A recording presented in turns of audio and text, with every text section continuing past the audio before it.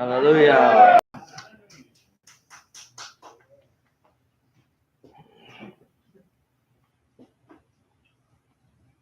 Shabbat Shalom. Shabbat Shalom. Good to see each and every one that is here. May y'all continue to bless us as we go forward in the things that He's doing in these last days, that we might be a part, and we can always serve a part.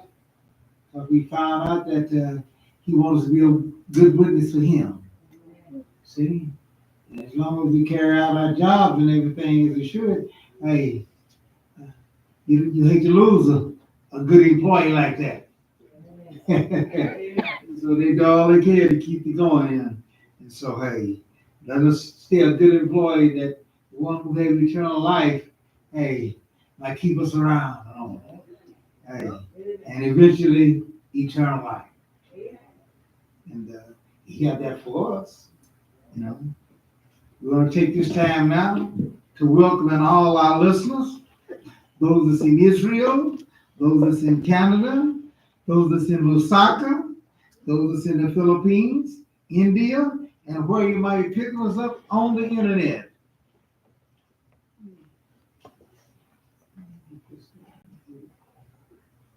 Yeah.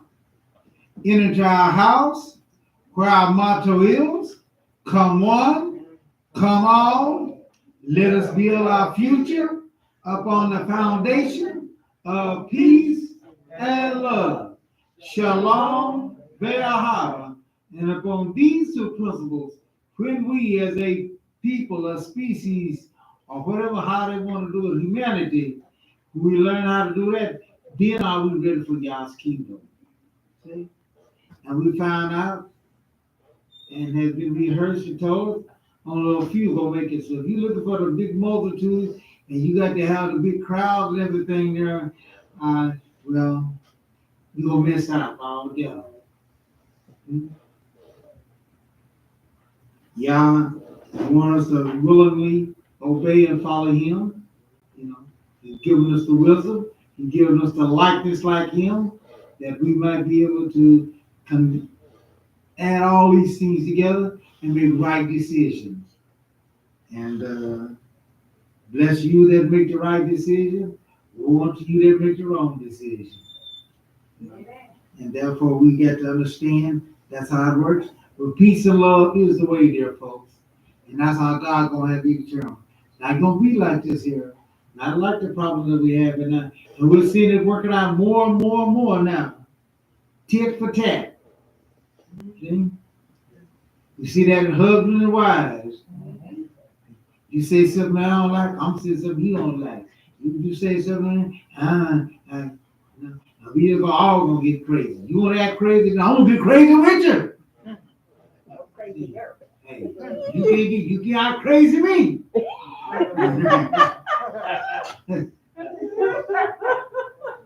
get even crazy, get a gun.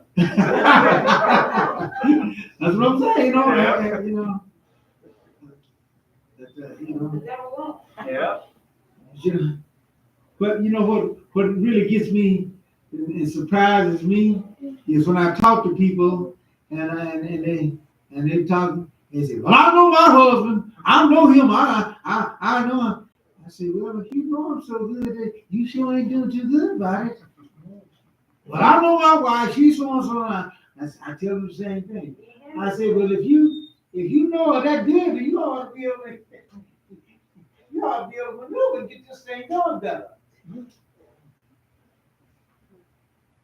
Somebody out of control. Yeah.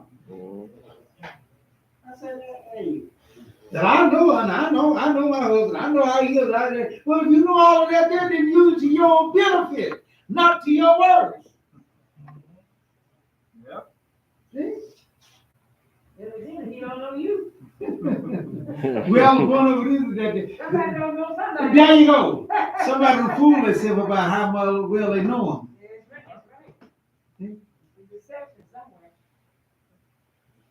But I know my car and I know how to drive my car, and then why you wind up in the ditch or why you run over a few mailboxes and stuff. Something.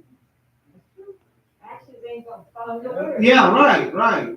So we gotta use that knowledge that we know and we see it on for our good, not to act a fool and be a bigger fool than they else. Yeah. But all these things are wisdom that that's why the world is just not ready, and all those things there. And we see that right now. See, President Trump couldn't wait to get in office, boy, and he's been.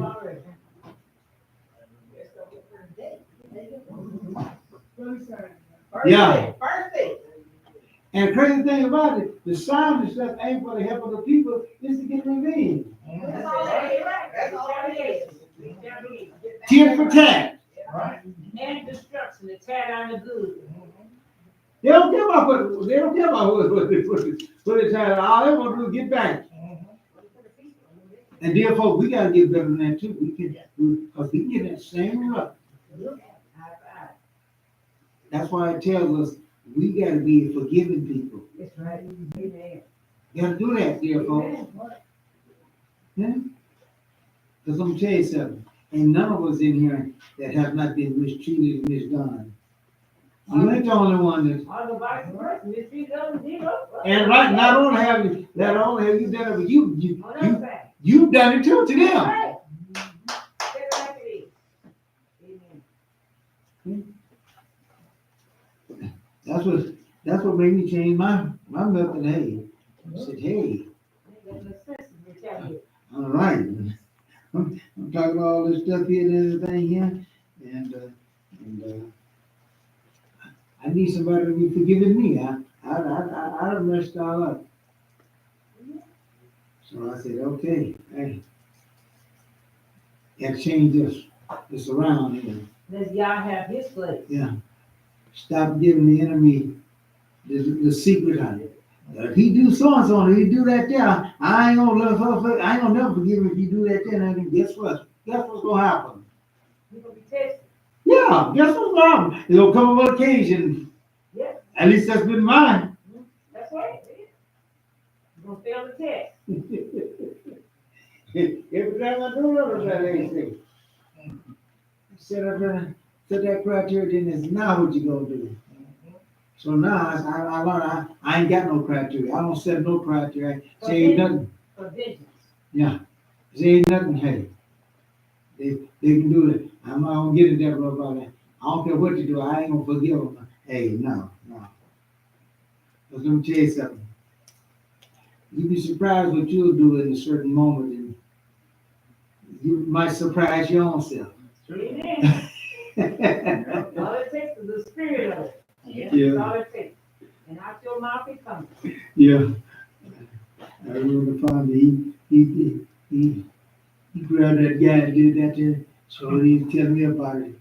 He said, "Why?" He said, "I didn't want to tell you that because hey," he said, "I know you're gonna get on my case." I said, "No." I said, "You realize that there?" Because somebody said, "Look at that preacher." I said, you could have acted a fool and got even worse than all of that, but it dawned and said, "Hey, look." And I said, "Hey," I might have even did worse than you, so I ain't gonna condemn you. That made him wake up there when he said, "Look at that preacher." But that just goes to show you that you can get in a state of doing stuff and you don't realize how bad you. Like I said, wife told me, "Hey, how you doing?" I said, "Hey, wait a minute. You said they're doing it just as worse. You joined him. I ain't doing it because he started it. No, you joined in with it. He ain't got no doubt around."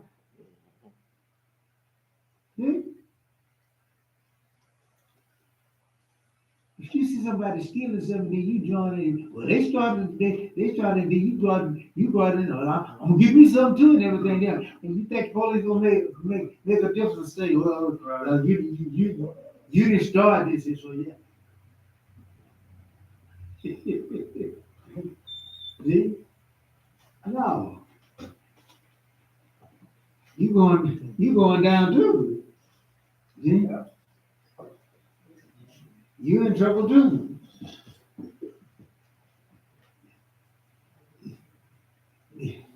like, teacher lined us all up there.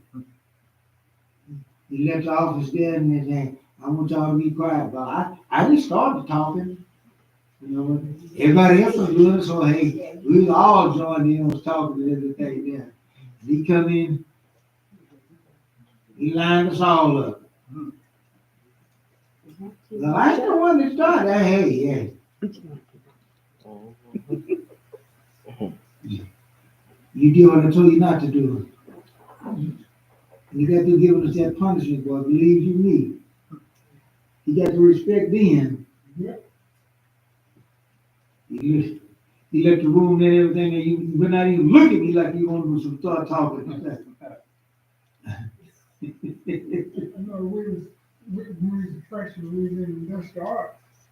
So we didn't know nothing about none of the machines. Man. So the instructor, the teacher, he left out. He said, don't worry about none of the machines going on. This one guy gonna get up, turn that crane on, and got a little stick, you know, push it across there and cut through his fingers off. And then he had on some more gloves. And cut them gloves, and you know he wore them gloves in school like that for a while. Mm-hmm. So cut up gloves. He can make himself up and not live. Yep. That's why they give a warning. You know? Y'all know what you're doing. Don't even mess with that. Don't cut it on. Don't mess with it. See? Yeah. Yeah. You sure will. It's just dangerous, you know. That's right. You can be in a car with some folks that are gonna rob a bank or whatever, and you stay in the car, and they went and robbed the bank and took off with them, and the police pull you over. Hey, I didn't rob nothing. You going down? You know you're going down. Hey. That's what they call a getaway car. You Right. What happened to me? I didn't steal nothing, but I was in there with the stolen stuff. Yeah.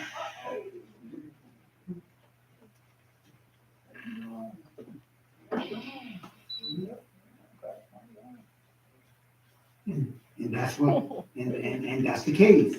And that's the situation.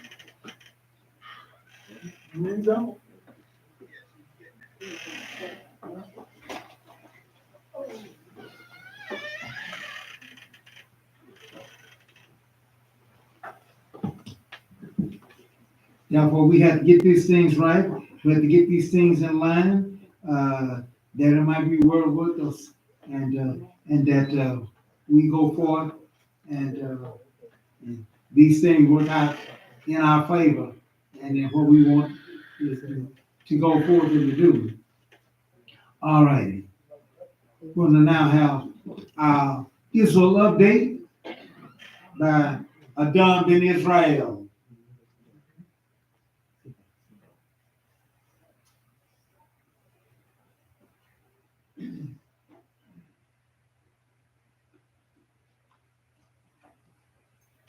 Shalom. Shalom. Like you were saying, Mason, you know, you don't have to be doing nothing, just be there with it. Like, I'm sitting in the back seat, stolen camcorders back there, and I'm gonna lie to the policeman, I didn't know they was in there. You know, but I didn't steal nothing, but they got me for knowingly concealed stolen property. But did you know it was in there? I knew it was in there. I knew it was in there, and I knew it was stolen. Oh, okay. I tell you, I learned my lesson on that. You know,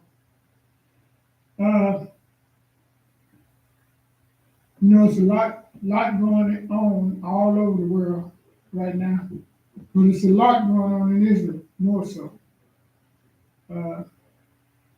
The ICC, International Criminal Court, you know, it issued a warrant for Netanyahu's arrest, and also Galant, you know, him and then as well as three Palestinians. But the reason why is because of Israel's military conduct in Gaza. You know, they say it's genocide. You know, and that's why they. But Trump, he's an American president now. He signed an executive order imposing sanctions on the ICC over its investigation of Israel. Everything goes on, he wants to have his hand in it, you know. And I don't see nothing he doing for the American people. But, you know, he said he gonna make us rich. then he said he's gonna make America great again. You know what that again means, don't you? Yeah. Like it was way back in the 30s, 40s, and 50s. Yeah. That's what he mean by again. Yeah. So neither Israel or the U.S. is a member of the ICC. You know, there's 79 members, 79 nations, I guess, I would say, belong to the ICC. And Israel, China, Russia, and the U.S. don't belong to it. But those three Hamas leaders that that they had a target on, they've all been killed. Them three, you know. The sanctions that Trump imposed on them was blocking the ICC from entering the U.S. They can't enter into the United States. This man, I ain't never seen nobody like him. You know, his whole time in office gonna be lawsuits. Yeah, that's what it means. He's suing somebody and he getting sued. Yeah. That's the way it's gonna work out with him. Yeah. And also Trump revoked Biden's security clearance in a apparent back pay move. So Biden's access to the government secrets and ending the daily intelligence briefing have been received in back pay for Biden doing the same to him in 21. So, when presidents leave office, they still, have a secret clearance, they can still, see what's going on and all that. He took it away from Biden. Revenge. The only reason Biden took it from him was because of January 6th. Oh, yeah. Yeah. That's what he started. Yeah. So what Biden did is stop Trump from accessing details on the national security. Like I say, that was a courtesy provided to all former presidents, not just Biden. They the one gonna shut him down.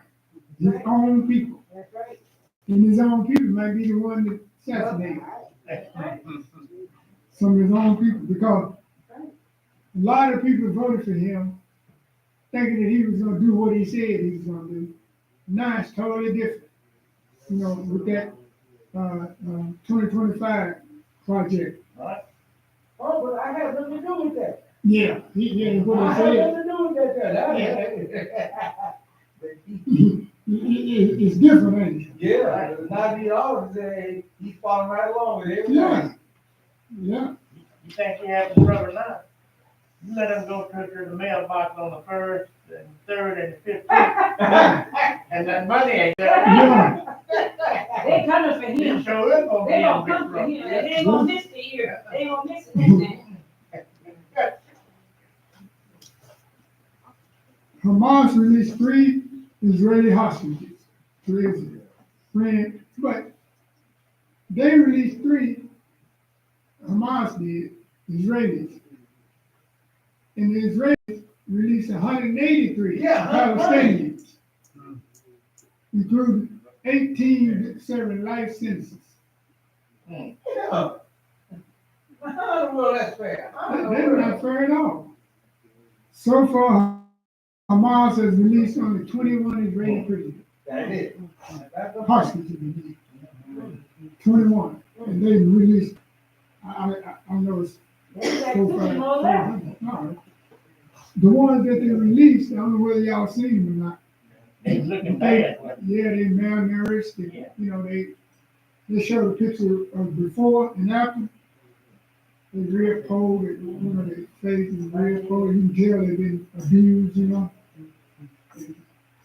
So why is he agreeing to release so many, the a larger amount versus to receive the same amount?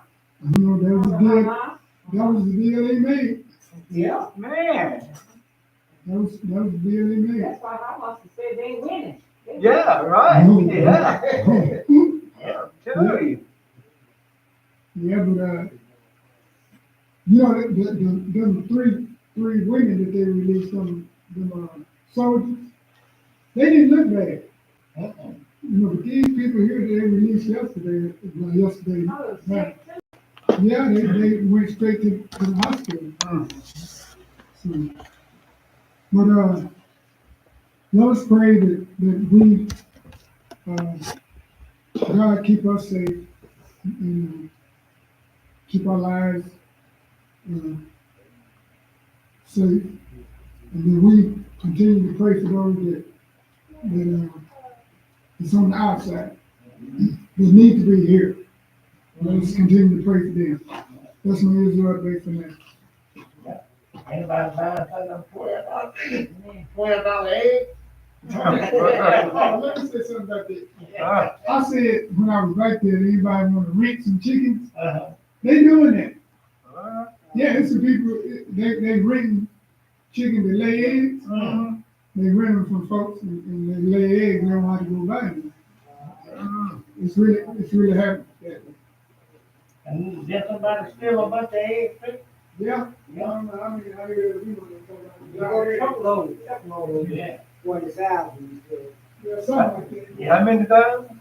The crazy said, it was up there, but now we were saying 40,000. $40,000 worth, wouldn't it? Well, not the 40,000 was the word, Yeah. the dollar value. Right. But the eggs, oh man, it had to be up to In the thousand. thousands. Right. Yeah, thousands. Man, But eggs,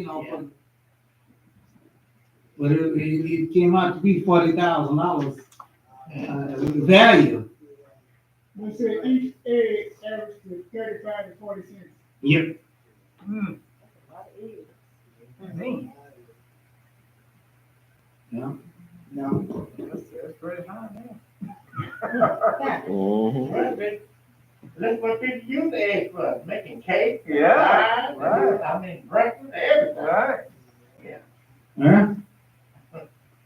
Yeah. Trump ain't gonna get the economy down. He was blaming and our Hannity just answer me this one question. Is things better for you now? That was this crowd alone. Is things better under Biden than it was under Trump? No. Hey, I'm saying the same thing now. Yeah. Is things better? That's what I say to these people out of the Trump voters and stuff. I said, hey, look, I'm right there with you on that. I said, I wish he would keep his word. He said he's gonna bring the economy down, he's gonna bring the gas down, he's gonna bring this down, he's gonna bring the food down and all that stuff there. And I said, hey, I'm waiting on that. Yeah. I said, but is things better under Biden than what it was under Trump? I said, you might be right. It was better under Biden. I think gas went up last week. Yeah. 279 was. Yeah. Yeah. You can't bring the prices down and put the tariffs on everybody. That's true. We got to shoot the stuff. Well, we at the end of the world, so it's gonna get worse. Well, that's why it tells us, watch and pray always. Because if you don't and don't understand these things, you can get discouraged, you know. And a lot of folks do say, well, why should I do religious? Why should I do this? Why should I do that? You know, hey, the things that are, hey, God didn't tell us ahead of time how it's going to be. So we're not to get discouraged on those things. And we're going to talk about that a little bit today here in our Parashah for this week here, you know, as we go forward. But let's see here. We have a solo. Yeah. Okay. By David Ben David. No. Israel. Ben Israel. David Ben Israel.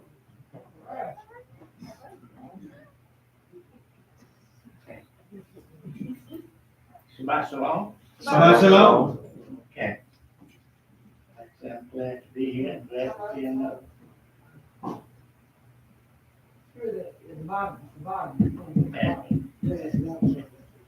Glad to see another Shabbat. And this song is about getting your flowers while you're here. Okay. Yeah.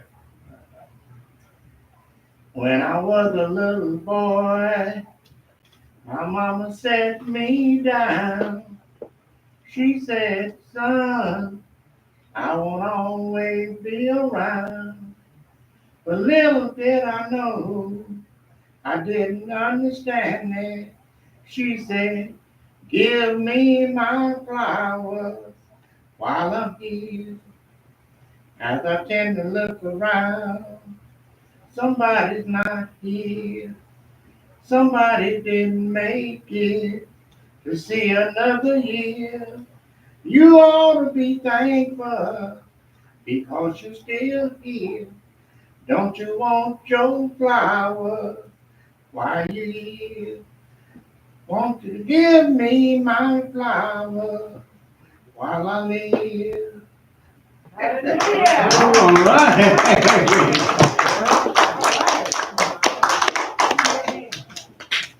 Give me my flowers while I can smell them. No, you're going to hate. You're going to Still missing up. That's what my mama loved. That's what my mama always said. Sure did. I always said that. Yeah. Sure did. Sure did. Yeah. And he did. That's right. Give it to him. That's what I did. I see you too, man. Yeah. I want you to enjoy this while you live it. Amen. Because all that other stuff and all that other hollering and all that other stuff, yeah, I ain't gonna know nothing about Amen. it. Amen. That's very good. And next time I think when we have boys to harmony. All right, all righty. Yeah. No. I mean,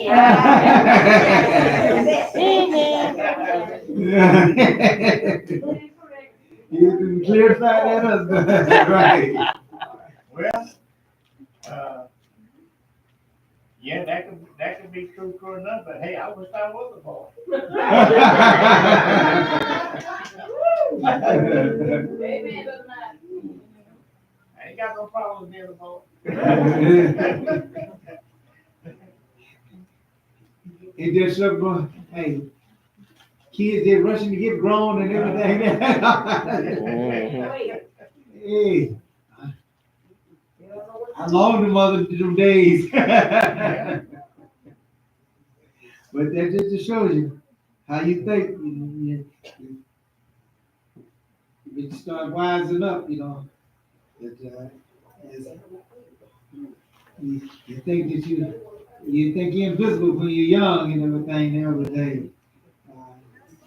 I remember one thing I remember my grandfather told me. He said, look, if you take care of yourself while you're young, see, you'll reap You reap the benefits when you get old. That's the truth, that's the truth.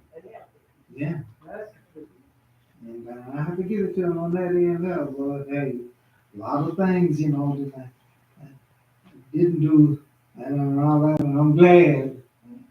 See, and, I'll do that there, but hey, when God put that cut off there for eternal life, boy, you know, and our body stop recovering back like it used to be, you know. When you're young and a baby and everything there, hey, you can recover back real quick. Yeah. You know. But even all them guys, them boxers, I listen to what you call him, LeBron James. You know, he's fantastic, doing real good the other day there. He said, but I'm old. He said, you know, he said, hey, look. He said, I remember, hey, when I could run up and down this court all day long. He said, but now I gotta have my rest. Yeah. He's in his 40s. Yeah. He said, hey, he said, I can't do like I used to do. You know? And so that's what I'm talking about. But if like I say, if our bodies would just stay where you be around in your teens and 20s, something like that there, if you just stay there, well, we should be able to live 700-800 years easy. Oh, yeah. Easy. Yeah. Yeah. Then, not only talking about much younger and all that, how that, you know, that we, you know, so hey, all God got to do is take that, you know, put it, I think on the car, they call it a limiter. Yeah, limit. You know, you get, because this guy was telling me, he said, man, he bought this Chevrolet truck, you know, and it had this Cummins motor in it. Diesel. In governor, that's the name. Yeah. And governor. Yeah. And he said, he get out there and it didn't go so far, then it shut it down and all that. He said, say you talking to one of the guys and friendly, and he told him, man, he said, I got this. He said, man, he said, somebody shot me. He said, man, I can have this thing fixed up for you. He said, he moved that governor off of that thing there, man. He said, boy, that truck will run. Yeah. My red truck got one on. It got government on. Yeah. You shut off in 100. That's what I'm doing.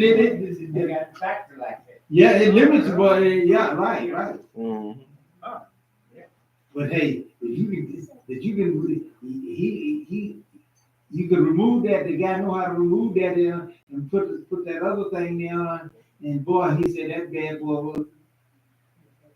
Yeah, I can go get mine. They got a tuning deal, but it costs $300. They can tune it off and take it off. But I'm scared to mess up the warranty, so I ain't messing with it. Oh, right. Well, I'm not fast enough. your exciting days in that there is over now. Yeah, but see, it's a deal to that too. You do that and you go over 100 in daddy's truck, the dry shop explode. Yeah. Oh, okay, hell of power. Yeah, that dry shop ain't built to go over 100. Oh, okay. So they got limitations on all of that. They gonna make you spend some money. Mm-hmm. So why they got 120 on it? You got 160 on. On 160 on it? Yeah. I never know what a man does during the night, because I never go 100.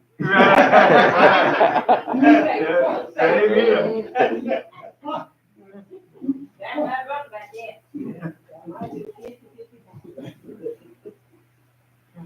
But I tell you what, if you get that 100 so fast. Yeah. And that's what I'm talking about. That's what I mean. He's got that reserve power there, but he's got that restriction there. That you know. And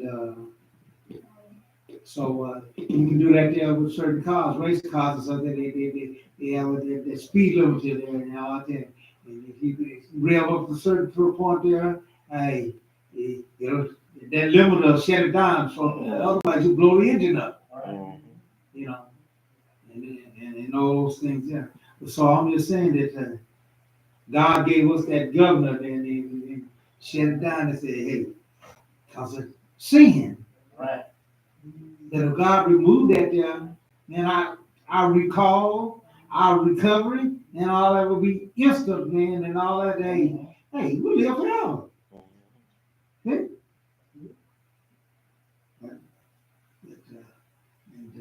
I don't care. As the guy said, ain't nobody beat Father Time yet. You know, one of these days, this body's gonna be eliminated. Yeah. See, and that's all it really needs. You just eliminate that. See, it shows you how well the body was made. That even after God set the limit and everything, there, those guys, some of those guys live 800-900 years. See? But nevertheless, therefore, the first dominion is going to be turned back to us. Kenneth Copeland say he's gonna make it to 120. Hey. Oh, yeah. That's what he said. Yeah. How old is he now? He's in his 80s. Yeah. Got people living on Yeah. Yeah. I've seen 100. I think I've seen one man with 116. Hmm. Yeah. Yeah. Therefore, hey. 120. Yeah, I like that myself. Hey, there's more shades. Yeah. Hey, 120. So I said, hey, yeah. And that's one thing about chemical. You don't eat no pork. You don't eat none of that. You don't eat none of that. Yeah, You don't. Oh, he had stopped, huh? Yeah. Oh, yeah. He been that stop Oh, yeah. years ago. Yeah. But he don't teach it. Right. Yeah, and he don't teach his people to do it.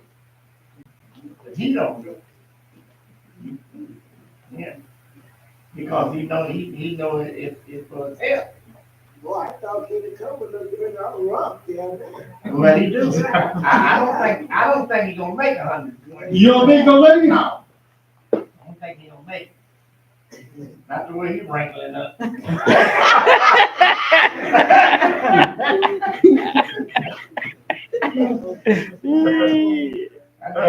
got some wrinkles. He can over half a cup of water in this wrinkle. Deep wrinkles.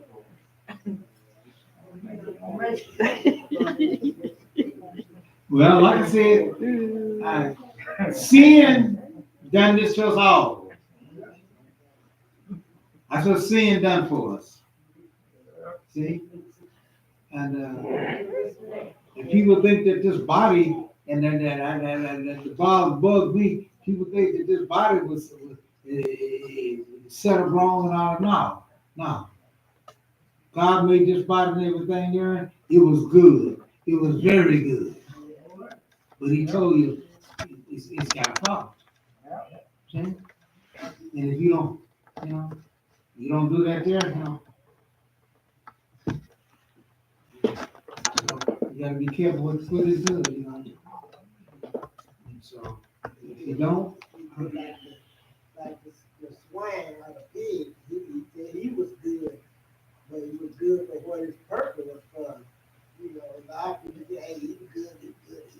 He got that work over job, like chicken salad, so he gonna come beside me with his pork salad. His pork salad is good. I said, hey, it ain't good for you though. Yeah, but he said, it's like you eat this salad like, hey, I said, it ain't going, good now. You working against yourself, because that's just pork in your salad. yeah. Yeah, so he said it's all right for helping me because he got a salad itself, but he got, they put pork in it. They put pork in it, chicken, Yeah, Oh, yeah. he probably come back and say, well, hey, my great grandmother age, she lived to past 100, and she ate pork. Yeah, pig is, well, garbage, they're garbage disposal. Right. Mhm. Yeah, right, pretty good, bro. Plus the shrimp and crabs is big. Well, we just say that ain't good for you to eat. Right. Right. You know?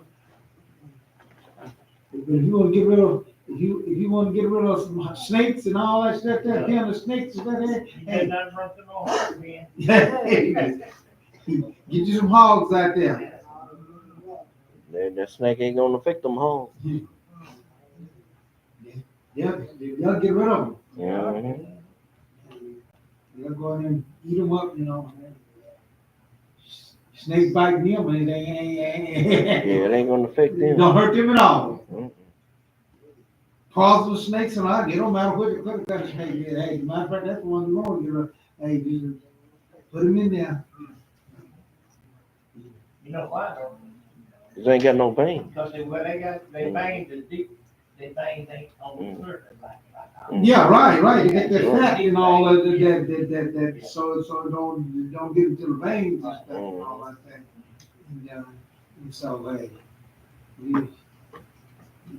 yes. So, you know, cause I was, I think it was yesterday, I was looking, saying, put this, hog kidney in a man. Is it good for us to get a hog, any kind of kidney, part of a hog like that? No. You know, but what you always say you have to make you real, would they? Yeah, as a matter of fact, they've been on because of the fact that, They got hearts. valve stem, heart stem, valves for your heart and everything there that come from pigs. And the pigs is compatible to human and a lot of DNA and stuff and all those things there. And so, but the Bible says that you can't eat it. Yeah. Right.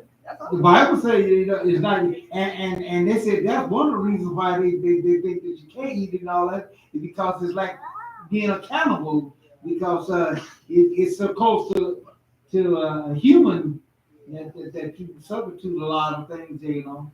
But of course, there's rabbis that say no, you can't use it, and then the others they say it's an argument as to put one and another, you know. But God said that it's unclean to you, can't eat it. See? Digest. And then again, he said you ain't supposed to handle it and everything. Right, just don't touch it. Yeah. Yeah. But that was definitely pertaining to the fact that you handled it to eat it and all those things there. But, you know, a lot of things and all that there. Hey, if God just take care of the situation, we ain't got to worry about it. Amen. Yeah, you know. And people trying to come up with different ways to do it, all that. God is the one to get the control. All righty. Okay. I'm going to ask you now to bow your heads for tonight, Baraka. Bless you, Lord, our God, King of the universe, giving us your Torah, the rights and the property, the bread of the side by thy great spirit, and have commanded us to diligently teach them unto our children, unto our people, and then all people of the earth. And let all Israel say, Amen.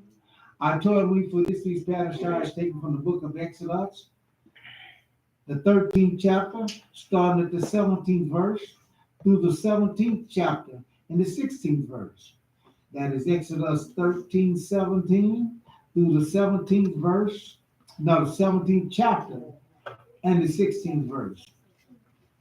Our Haftorah reading is taken from the book of Judges, the 4th chapter, starting at the 4th verse, through the 5th chapter and the 31st verse. That is Judges 4, starting at the 4th verse, through the 5th chapter and the 6th verse. This week's Parashah is Parashah 16, Bashalak, and it means after he let go. Our scripture reading will be taken from Judges, the 6th chapter, 7 through the 14th verse. And I named that, and I'll give it to you because of the fact that it's not, that's outside our Torah reading one, but I like this better, so I chose this in. Judges what? Judges 6. Oh, you looking for it. Mm-hmm. He'll announce it again. I just want to be a little wise when people say, "Oh, that ain't part of that there." But you're right. All right. We'll now have David ben Israel come forward to the reading of the Haftorah. Let us give our undivided attention as you read the word of Yah to us. Shabbat Shalom. Shabbat Shalom. Taken from Judges, the 6th chapter, starting at the 7th verse through the 14th verse. Judges 6, 7 through 14.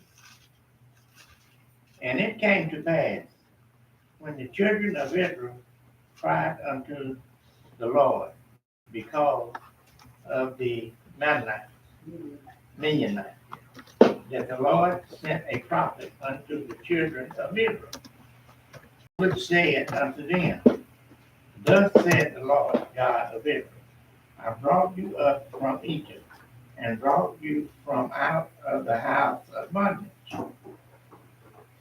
And I delivered you out of the hand of the Egyptians, and out of the hand of all that oppress you, and driven them out from before you, and gave you their land. And I said unto you, I am the Lord your God. Fear not the gods of the Amorites. And there came an angel of the Lord, an oak which was in Ophrah, that pertaineth unto Joshua, the Amalekite, and his son Gideon, threshed wheat by the winepress to hide it from the Midianites. And the angel of the Lord appeared and said unto him, The Lord is with thee, thou mighty man of Bible. And Gideon said unto him, O my Lord, if the Lord be with us, why then is all his why then is all his befallen us? Mm-hmm. And where be all his miracles, which our fathers told of us, saying, Did not the Lord bring us up from Egypt? But now the Lord hath forsaken us, and delivered us into the hands of the Midianites. And the 14th verse. Mm-hmm. And the Lord looked upon him and said, Go in this thy might, and thou shalt save Israel from the hand of the Midianites. Have not I sent thee? And he said unto him, O my Lord, wherewith shall I save Israel? Behold, my family is poor in Manasseh, and I am the least of my father's house. And y'all ask special blessing. All right.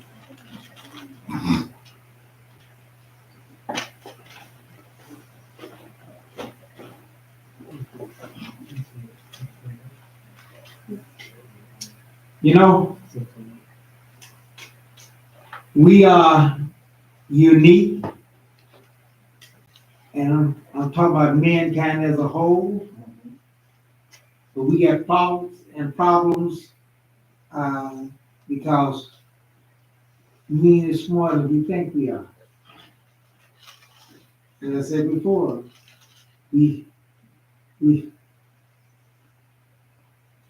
well, in one way, we are babies. You know, people get upset with that, but hey, compared to the angels was around, hey, when we was being born, when we was being made. Right. God was concerned to talk with you. So that's why we were babies. And so we get to the point where we think that we, just like our children, boy, they get that, as the guy told me, to get that teen on that age. And boy, they think that they know everything. Yeah. And I remember that. I remember that day. Hey, I thought so too.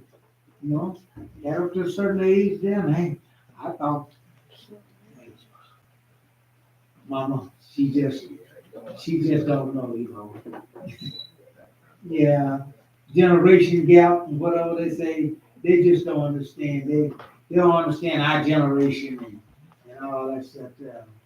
Let me tell you something. As it started getting on down there, they was wiser than what you think. So here we see that God is dealing with us. As I said before, all these things that God deal and do with us, there's a purpose and plan behind that. And the more that you know about it, this should settle us. This should put us in a line. This should line us up in a certain position so we don't mess up, so we don't, come up on the short end of things. You go to buy a car and everything, the more you know about that car and everything, the better chance you get of not getting a lemon. Right. See? And so that's the way it is about him. That's why I say, take my yoke upon you and learn of me. See? The more that you learn about somebody and all those things, before you get hooked up with them and all that there, hey, that's a better chance that you, because sometimes they tell you that, hey, look, now I told you how I am, and you went on and did it anyway. I told you I ain't gonna change. I told you, and you went on and did it anyway. Yep. You should know that there's gonna be a problem. Okay?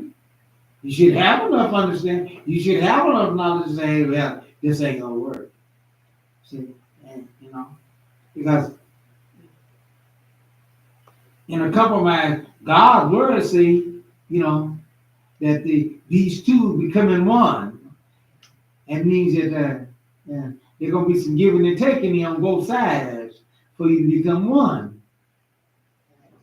I know since we were getting older, we get that there, we both. Say it again for me, I gotta make me tired. You want to lay there and go to sleep, but we both tired. That's what she's running over there on her side, I'm running too.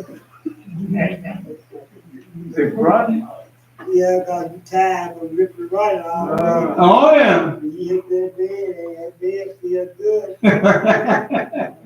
Taylor, he getting to that point now, he doing all the work. Yeah, Taylor ain't old. He grunt. He going to the shower, and then he in that bed. Hey, work could do that to you. Yeah. I learned from my wife that because she got to the point where used to meet her, she coming in. You still in the bed? You still don't know. She said, I just can't stand the bed. And I notice it now. Hey. Yeah. Hey, what's going on? You still here? Yeah.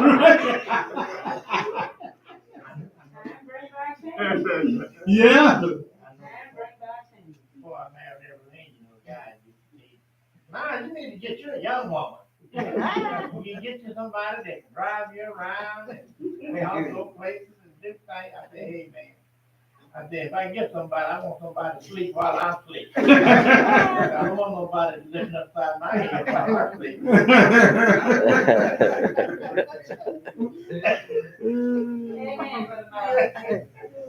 You know what they thinking.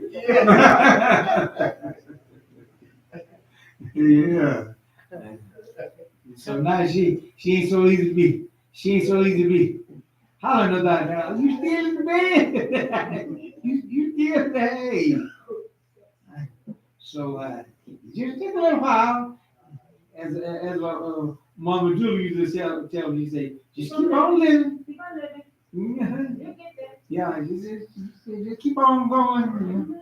Yeah. Mama used to say it too. Yeah. Because some of the wives will say, hey, you just staying in the bed all the time and get up there and I don't want a lazy guy and I want to, that's fun. Hey, but they kind of changing that my little taste now. Them 60s and them 70s kind of change. Change a lot of attitudes. Oh, yeah. Uh-huh. I don't think it got anything to do with your age. Huh? It got anything to do with your age. It's what you be doing around that house. We women. Maybe not be all women. We know. I mean, I mean, you got something to do with that age. not me. I'm saying not the age.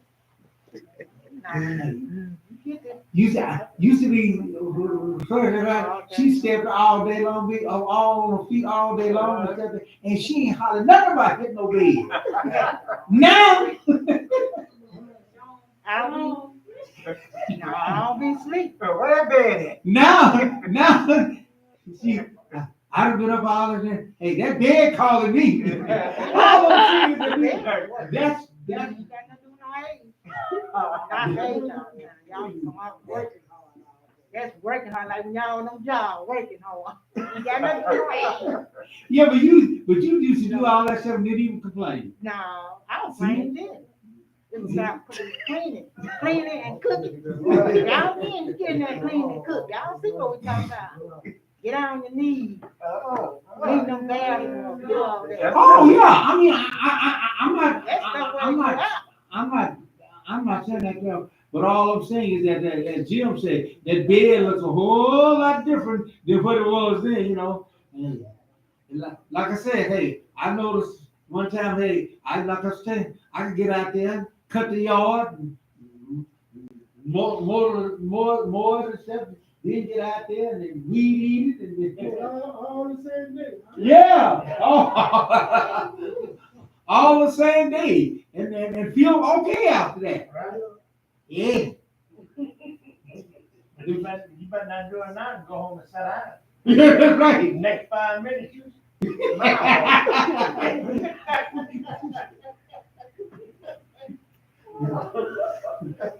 My wife, she come in there and say, making fun of me. See what that heavy.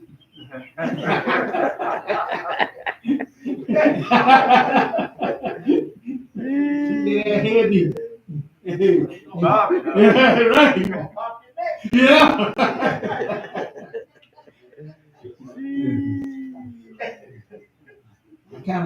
I kind of eased in on her, and I noticed that too on her too.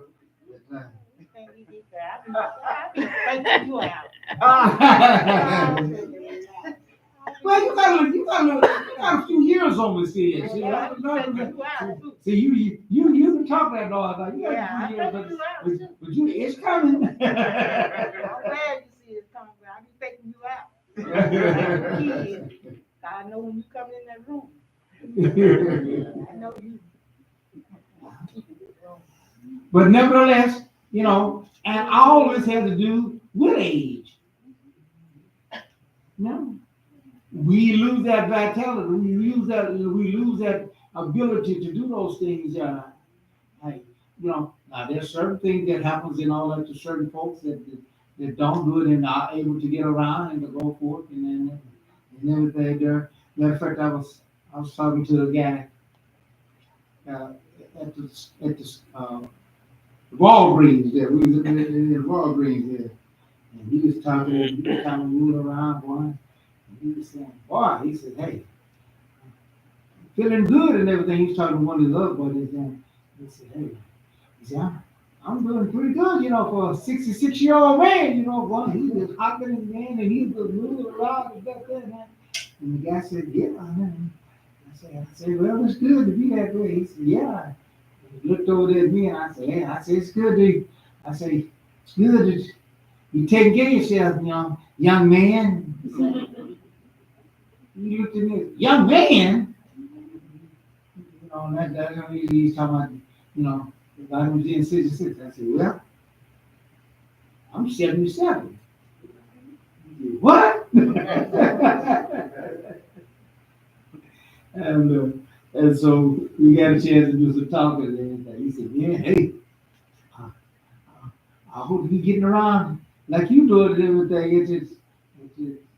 It's 77, I said, well, you keep doing what you're doing now, and stay on the good trail and everything there and do again. I say, you'll be able to handle it and be able to do that and even better. I said, at 66, man, you doing good, man. To hop and run and do all like you've been doing. So, that, as the pros and all say, Father Time catch up with us all. But God has a plan. See, He's the one that made us. And but we got to go through His plan. See? And here's where it happens. We're going to go to Exodus, the 13th chapter. And you're going to start reading at the 21st verse there. Exodus 13:21. And the Lord went before them by day in a pillar of a cloud to lead them the way, and by night in a pillar of fire to give them light to go by day and night. Now, who was leading Israel? Yeah. Yeah. Even though they saw Moshe as the leader in those things there, because God was the one that led them. See? And so everything, every place, and every situation that comes up and all that there actually was God's leading. It was God doing. See? All they could see is Moshe. But all they could see was Moshe. See? Because he was in that position. See? But nevertheless, they was reaping the benefits of it. See? Because that cloud by day, see? That cloud come over there and you ever been out there in the summertime, boy, and it's hot out there and the cloud come along, boy, man, it feels good. Get that little shade and everything there. And so and then at night, when they travel at night and those things there, God had light there for them, and led the way. And so they didn't have to shut down. They could travel day and night. And God was the one that was leading Israel. Do you know who was leading Pharaoh? Yeah. What? Yeah. Yeah. Yah was leading Pharaoh. See? We go to Exodus, the 14th chapter, and start reading at the 5th verse there. And it was told the king of Egypt that the people fled, and the heart of Pharaoh and his servants were turned against the people. And they said, why have we done this, that we have let Israel go from serving us? And he made ready his chariot and took his people with him. And he took 600 chosen chariots and all the chariots of Egypt, and captains over every one of them. And the Lord hardened the heart of Pharaoh, king of Egypt, And he pursued after the children of Israel. And the children of Israel went out with an high hand. All right. That's 9th verse. That's 8. Okay, read the 9th. But the Egyptians pursued after them all the horses of the chariot of Pharaoh, and his horsemen, and his army, and overtook him and camped him by the sea, beside Haftorah, before Baal Sabah. All right. So, God had led Israel there. God had led Pharaoh. Remember, Pharaoh was sick and tired of them. Y'all ain't never trouble. Kind of reminds me of what the nations are saying about the Palestinians. Don't none of them. Don't one of them. Don't none of the countries want him. They say, hey, trouble follow them everywhere they go. See, they was in Jordan. They had trouble with them. They was in Egypt. The Egyptians had trouble with them. The brotherhood down there had trouble with them, and they said, "No, we don't want them. You know, don't know them. Saudi Arabia don't know I want them." See? Trump don't want Yeah. Trump said, "Hey, we'll make a place and let them come in here and all that." No. See? So here we're talking about 2 million people, you know, and all those things there. So hey, they could get them in somewhere, you know. But hey, no. And not only that, but the Palestinians say we ain't going anyway. We don't want, well, no, we're tired, you know. Here's why we got trouble right now and everything there. We listen to our Arabic brothers that told us to leave our houses and get out the way and everything there, because we're gonna take them, we're gonna run them Jews and drive them to the Mediterranean Sea. And we don't want y'all to be in the way and everything there. Well, 70 years later, and guess what they speak? that didn't work out too good. So they said, hey, we got to stand up for ours. What is ours? Hey. Yep. Yep. But I knew it was going to be a problem. It is the issue, you know, because Hamas is right in the middle there. You know, Hamas, Palestinians in the daytime and Hamas at night, and it's hard to win a fight like that. Yeah? That's why America couldn't win in Vietnam and everything there. So that's exactly what they was. They was friendly to you and all that in the daytime, and at night, I put a bullet in your head. Or drop a can down there and you kick it and stuff and all that, and blow your leg off and stuff. So that's always been the case. You know, like I said, when you know, like you said, they good to the daytime, but nighttime they put on a whole different mask. Oh well, yeah. That's probably was like the flu blockade. They were free in the daytime, but at night they were enemies.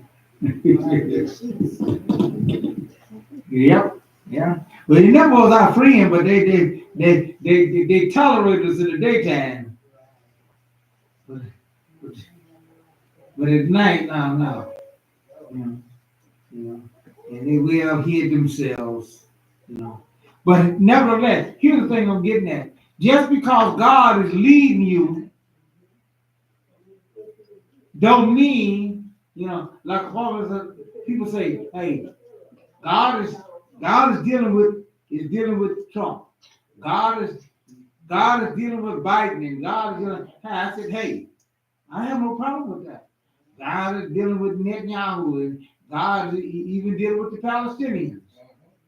See? And I said, hey, yeah. God said he raised up kingdoms and he tear down kingdoms. So Iran, God is dealing with the Ayatollah over there. See? That's what the outcome's gonna look like. There you go. See?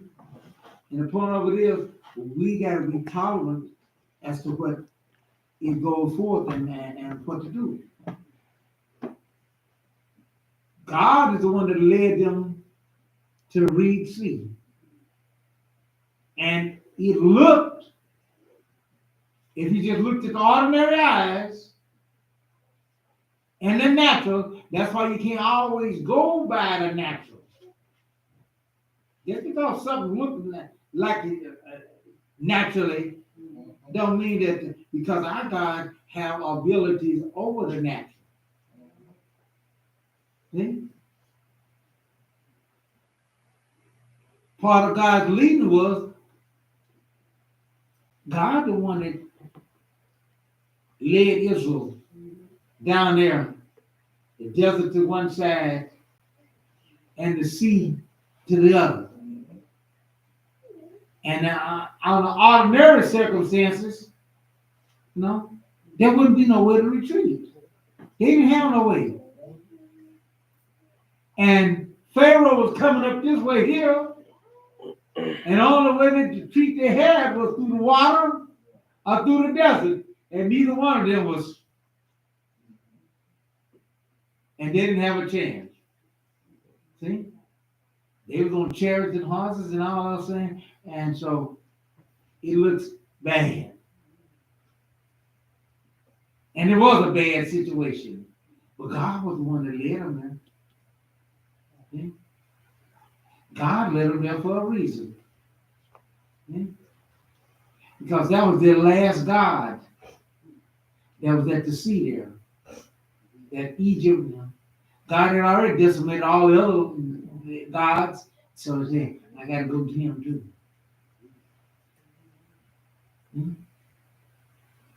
At the mouth of the sea there, the God that they had there. Set him there. Pharaoh came and he looked and he said, oh boy, we got him now. I don't know why I ever let him go back. It's from how a few days and everything kind of changed stuff. With us all. And with, and so he said, hey, at first he was saying, hey, these are nothing but troublemakers. Get them out of here. I don't care. See? People were saying, hey, look, I like that pretty dress you got there. I like that. Yeah, take it. Get out of here. You ain't never bad trouble, And once these people were good trouble, was good for them, now they're trouble for them. What made the difference? Well, I'm talking when they first came there under yourself. God blessed them. But what happened? Egypt changed. Egypt fell out of the plan that God had for Egypt. And what plan was that? Making them a great nation. Yes. God chose Egypt for them to fertilize and for them to grow and to multiply and become a great nation. See? They turned against God. And they turned against God's plan. Had they known that, they would have made a better decision, but they didn't. That's why you need to know. And that's why God gave us this Torah and those things here. And he said, I told you this long ago. See? But let me tell you something, therefore, we so easily forget. Here, it tells us here that God laid him there. And let's see what happened now. Start reading the 10th verse there of Exodus, the 14th chapter. And when Pharaoh drew nigh, the children of Israel lifted up their eyes, and behold, the Egyptians marched after them. And they were so afraid, and the children of Israel cried out unto the Lord. Oh man, they got scared. You know, can't blame me. Yeah, yeah. They got scared. Yeah. As a matter of fact, I was looking at the news there, and they have a protest here in Tulsa at Will Rogers School there, and there was protesting against Trump and his idea of bringing in ICE and those things there, and sending back the people that don't have their papers right and all those things there, and so a lot of the school people and everything, and the kids were protesting against it, saying that wasn't right and all those things there, and all. But he said that he wasn't going to jump on the schools and everything there, but apparently some things is kind of changing there. A lot of folks kind of getting scared and all those things as to what's going on here and getting picked on. And so here. All they do is you need just one thing, one guy come along, the leader come along, make a statement, make a decision, and the whole situation changes. Just as we see happen right now in America. The difference between Trump and Biden and the situation that changed. See? A lot of people, they say they was tired of Trump, and now tired of Biden and everything because he was making problems, but they said that he wasn't doing enough positive stuff, for them, but they wanted everything there about the immigration thing and all those things there, and so they voted in Trump, and now they're scared to death now. Yeah. No, you voted for him. You didn't want Kamala. You didn't want you didn't Biden too old.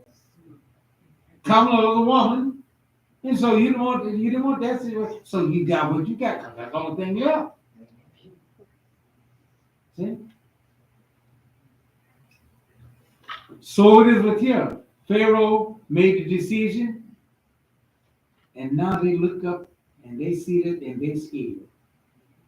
I'm gonna show her for fear to read on. Let's see what happened here. And they said unto Moshe, because there was no grave in Egypt, hast thou taken us away to die in the wilderness. Now, look here. Why are you gonna go against your leader? See? You see trouble coming and everything there, and y'all need to be trying to rally together. And what are they doing? That fear make them fight against one another. Blaming Moshe. Yeah, blaming it. And that's a common thing.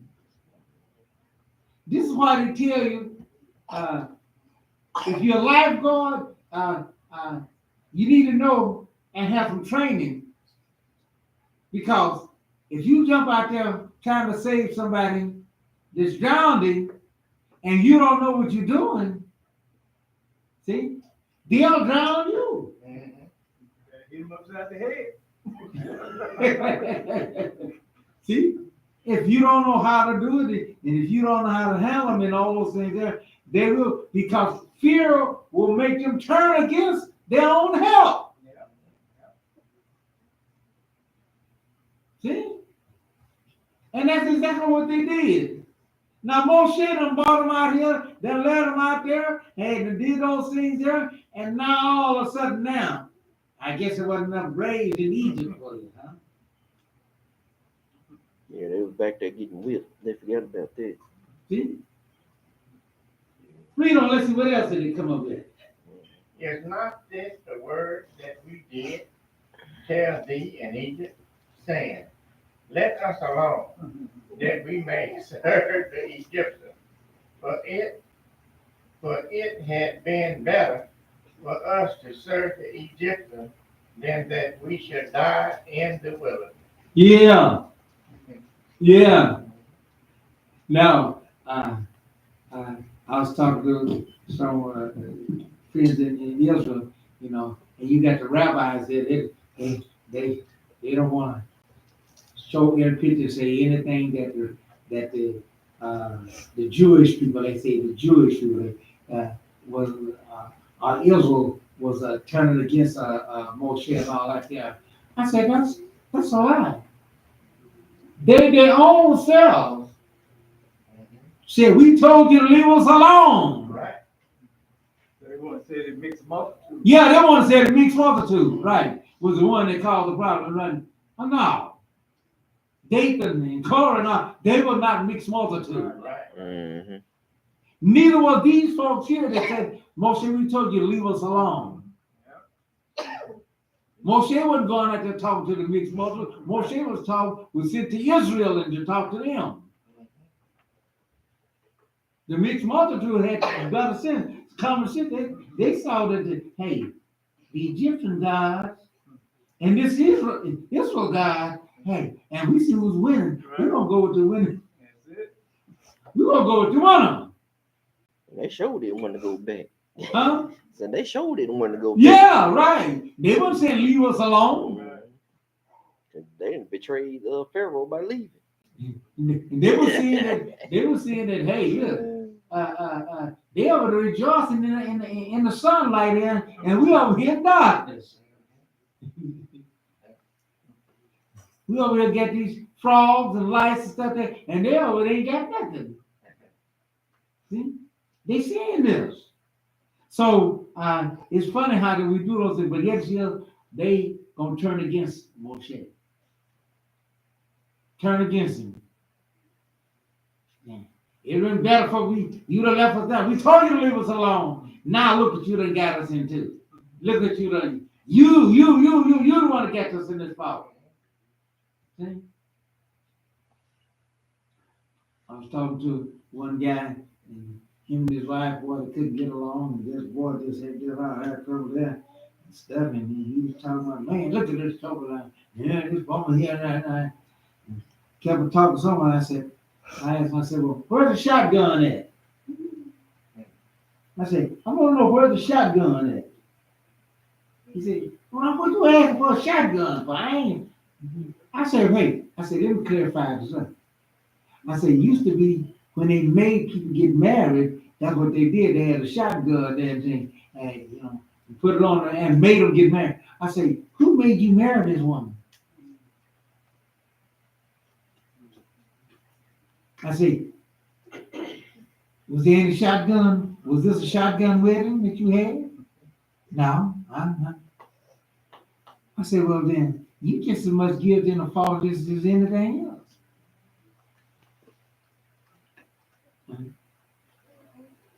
So here they were blaming, but God said they was crying out to him. And he said, I heard the voice of them crying out to me. And when he sent Moshe to do it, it wasn't like what they want, and so they didn't like it. Okay? Sometimes we don't like how God do it and what God has a decision to do. But we got to learn how to understand you ain't the one that control. God is the one that is in control. Okay? And therefore, dear folks, we got to be very mindful of what we do. And God had an intent for that situation. But they were scared. They thought they was going to die. They didn't see no way out.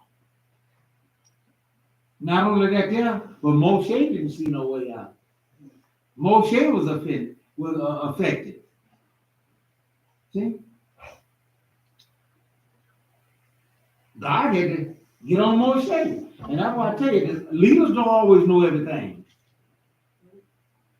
See? All he knows is he'll follow what God and he'll, but why we wind up here? Why do we wind up here and under this situation here? And why are you letting all this happen here? See? Read on. Let's see what God said.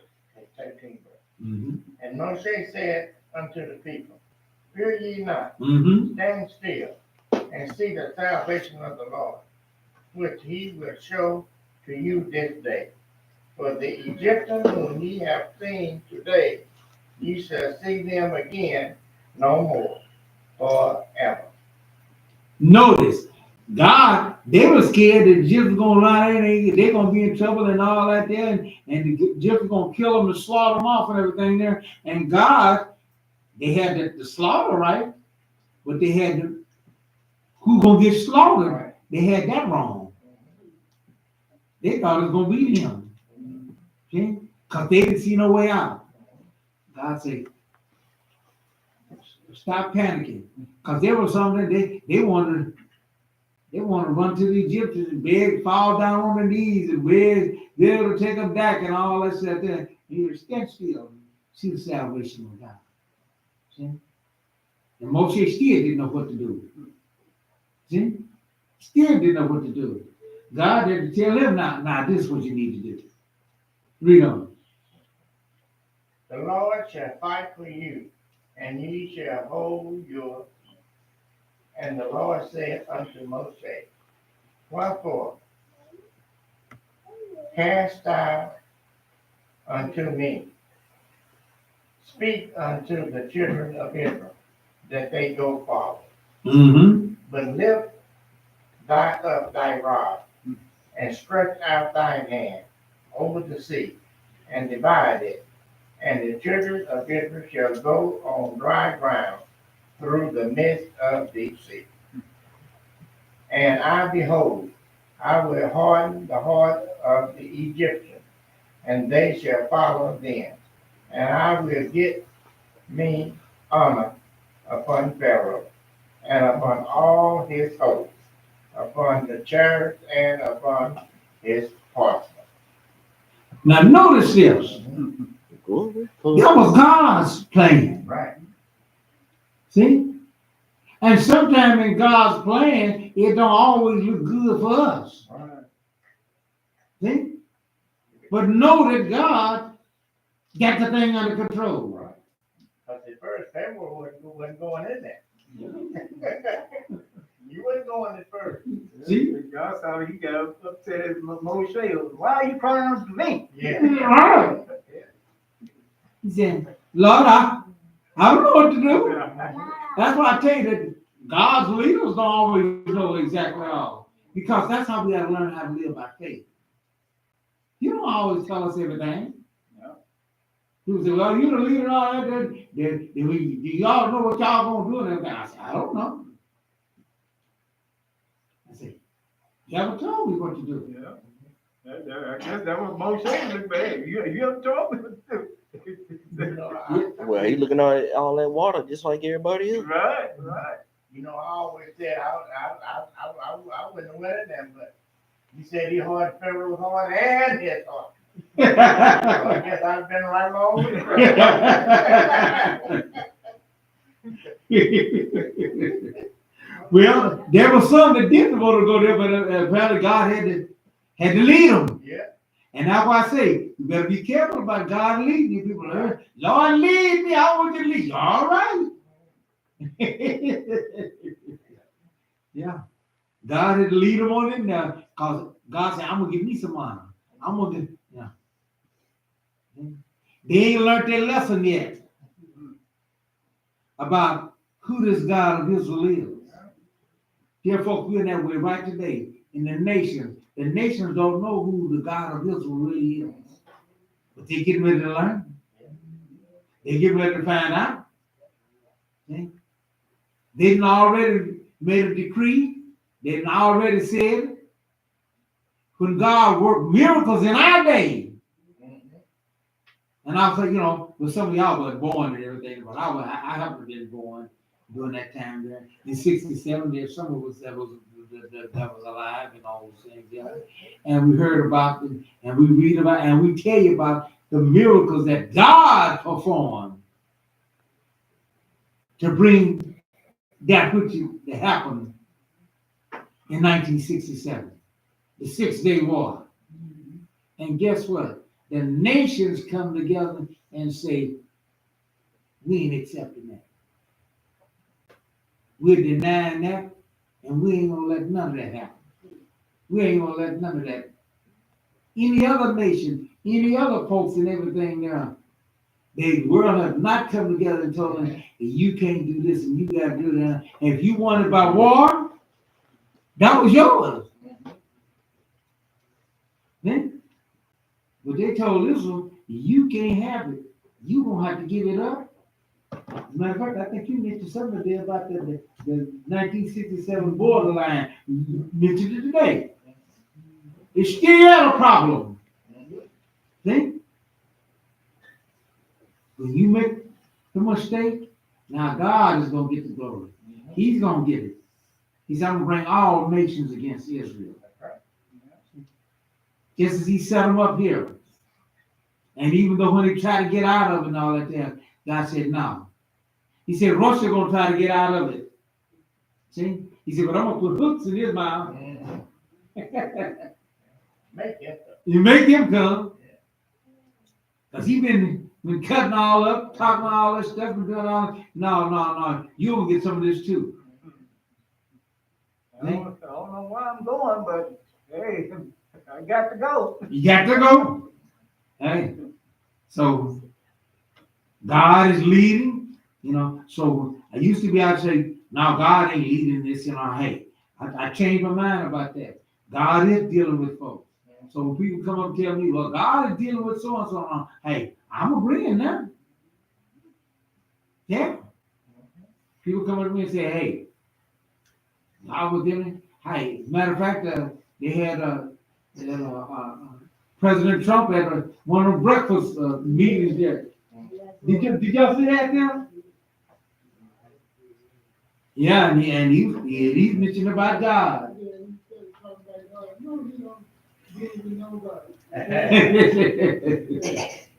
What God is he talking about? See, that's the thing. I think he ain't talking about the same God we talking about. See?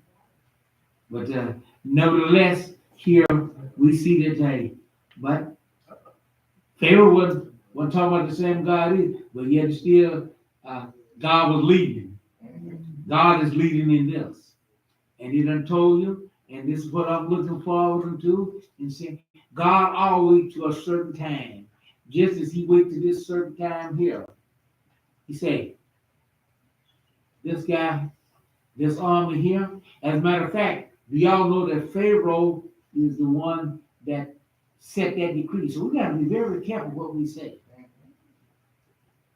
We got to be very careful what we say.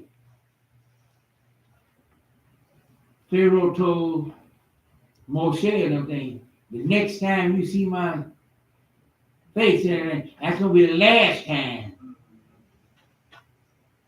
He didn't know that God had written that for his people. He done brought that upon his folks.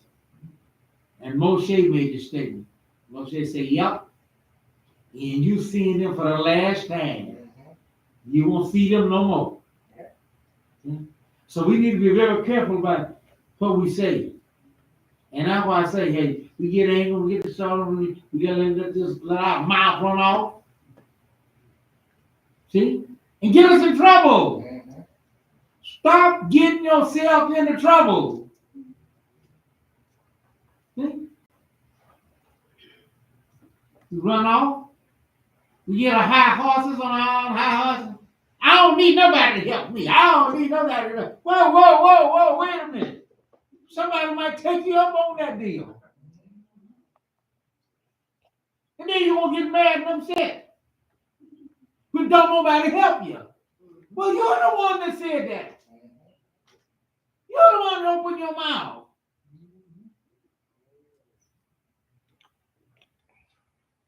See? We become our own enemy. And then we get mad about it.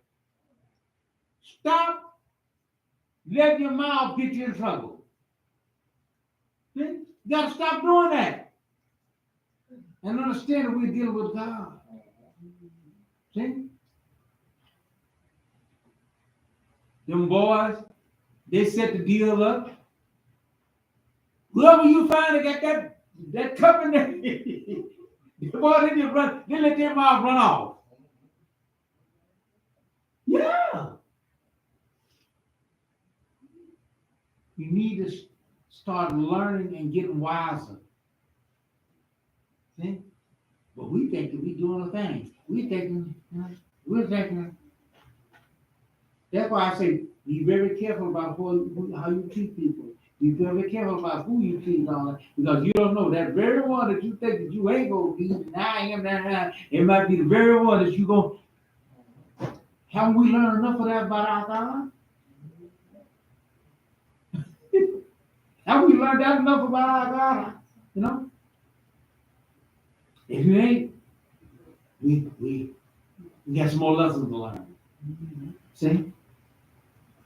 We know the story. I'm not going to take no time to go on the story, or read and all that. But God was in control. God was leading them. God told them what to do. And God said, hey, look, tell them to move forward. Now, he had to do some dealing with them to get them to move forward. His own folks. See? Here they got their mind, they scared and everything else, and they want to go back. And they done blasted the Moshe, told him that, hey, you done brought us out here to be killed. It wasn't enough great. We told you to leave us alone. Now the very one that they done told, leave alone. We don't want to hear what you got to say. No, now they got to turn around and follow what he said. Ain't that something? But that's the way God do, and that's the way God deals. That's why he told him, stand still. Don't be going on your crazy ideas. Some of us get some crazy ideas, dear folks. And especially when we get upset. That's why anger work is not the righteousness of Yah. Because when you get angry and everything else, you say all kind of stuff. See? Yeah, I remember at the time. Yeah. Cut the nose off. Yeah.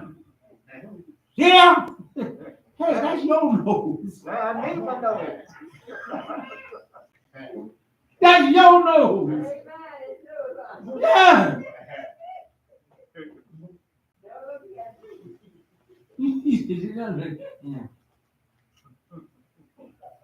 Let's get wiser than that, dear folks.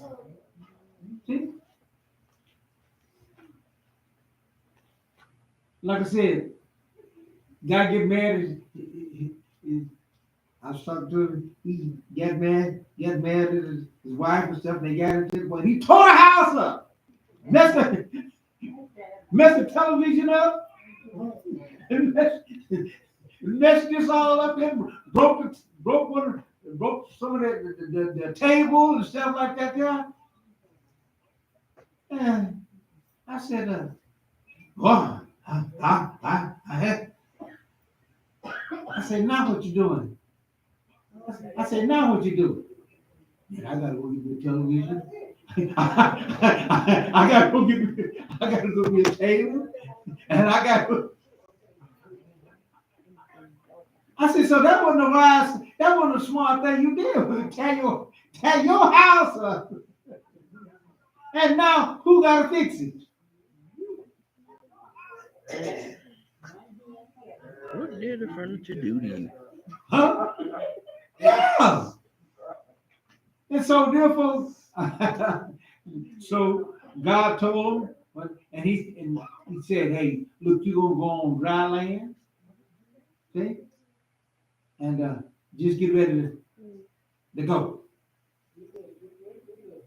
Okay? Moshe did what God told him to do, and God started operating. The wind come blowing over, and God still had to save it up because it took a little while for it to happen. God will give us the time that's needed. How did God give them the time? Because Pharaoh was coming full blast. How did God give them the time for all that to work out? Well, no, that was when they got into the water. That was when he was chasing them. Oh, But how did the fire, the whirlwind. Yeah, God separated them with darkness. See? I mean, the pillar of fire. And that pillar of fire. Yeah, the pillar of fire. And say, hey, no, you can't. And timing, and that's why I tell you, we deal with a God of timing, dear folks. I'm learning more and more. Hey, the time was right. God said, no. See, because they'd rushed on down there, they could have gotten up for God and done it. Hey, and it took a while for God to get that water standing all up. And not only that, what took so long too, because God had to dry that seabed. Can you imagine how wet that seabed is and been that long for a long time on that water? That wind dried it up. Well, yeah, but it still took a while. All that night. Yeah. Yeah.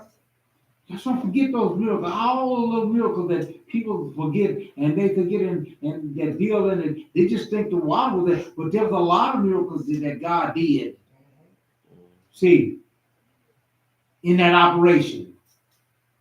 And when the time came and all that there, God let that pillar of fire go away and all that stuff there, and they turn out and they headed out. But like I said, if I'd have looked and saw that water standing out of nature, I said, hey. Y'all was fighting for Israel. But yet still, it says God was leading them. God let them on. See? And boy, right on down there. And they still would have took them. And that's when the angels came down there and took the wheels off. Well, because a lot of them was walking and stuff and everything there, and then they had horses and chariots, Yeah. So naturally you're gonna catch up. Yeah. So God had to take care of them and to do those things there, and He did it, Yeah. saved them through, and then at the time He let that water come back. Yeah, y'all, he hard. They're hard. So I'm saying, you seeing all this going on, how are you gonna fight against a God like that? Yeah. Hey. Well, you had to give them some type of tunnel vision. Yeah, man. Yeah, I think if I was a soldier, he's like, okay, let me go around this way.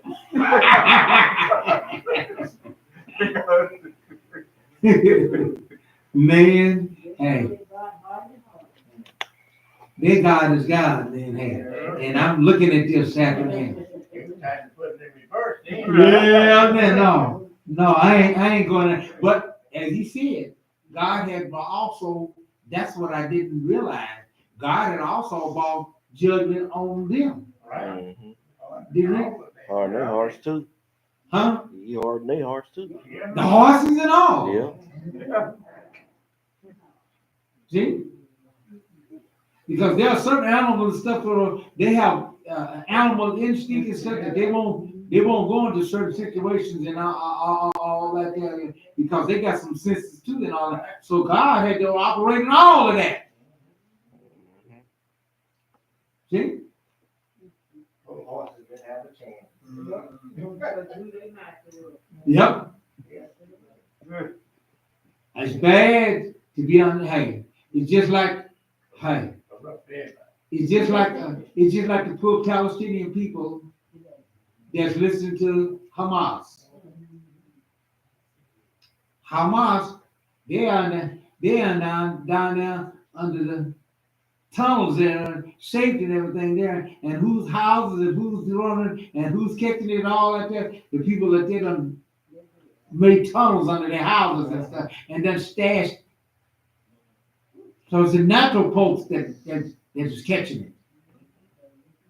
See? Bad. And so, hey, dear folks, leaders can really mix things up here. But y'all, if once he turn against all of them, you ain't got no chance. And God is faithful in bringing that to you. If God got good for you, it's going to be good.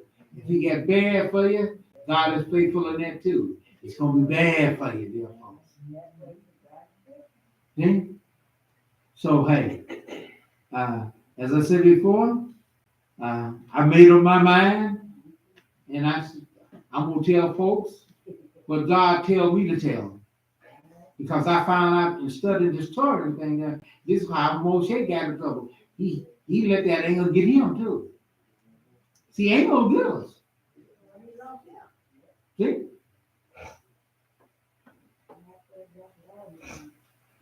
You know your husband real good and everything like that, and you got all this knowledge about him and all that stuff, and know how he is and all that stuff, you shouldn't let anger get you in trouble.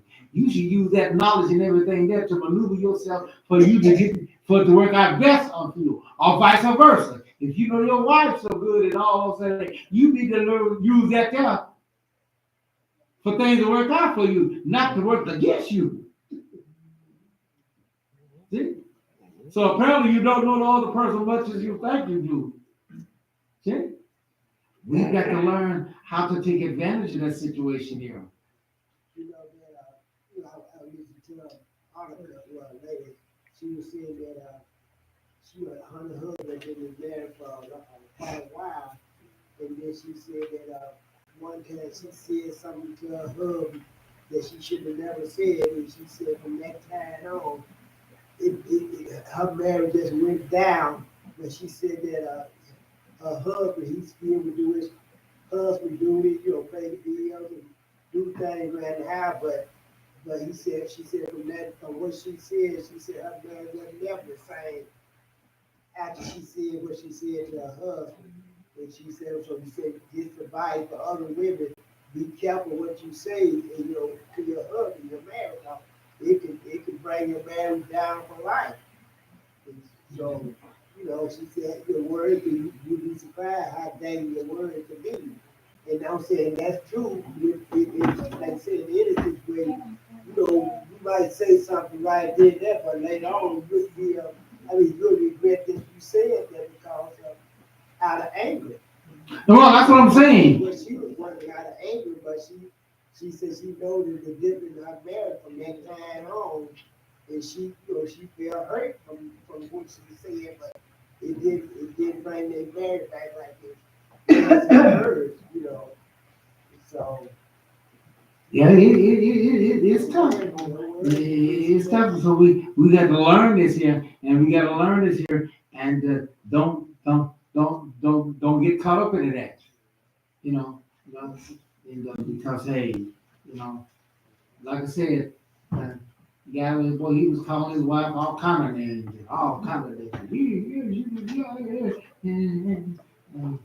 he was just talking. I said, hey, wait a minute.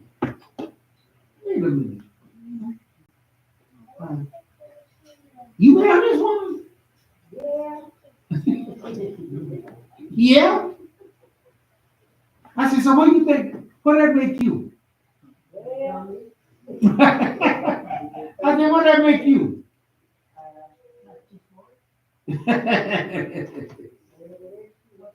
All the names you calling and she that there, remember, you married her.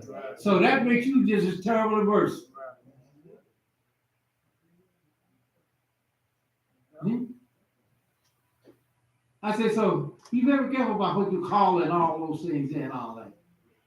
I said, because don't look, I say, from my standpoint, don't look good on your part too. You trying to act like she's so special. I said, but you ain't looking that good either. See, I know that's why I shouldn't come to you and everything, because I know that you would. See, I come here. I come to talk to you there because I want you to be on my side, and I know you. I say, hey, look, I'm just telling you how it is. I'm just telling you how just the way it is. Yeah, folks.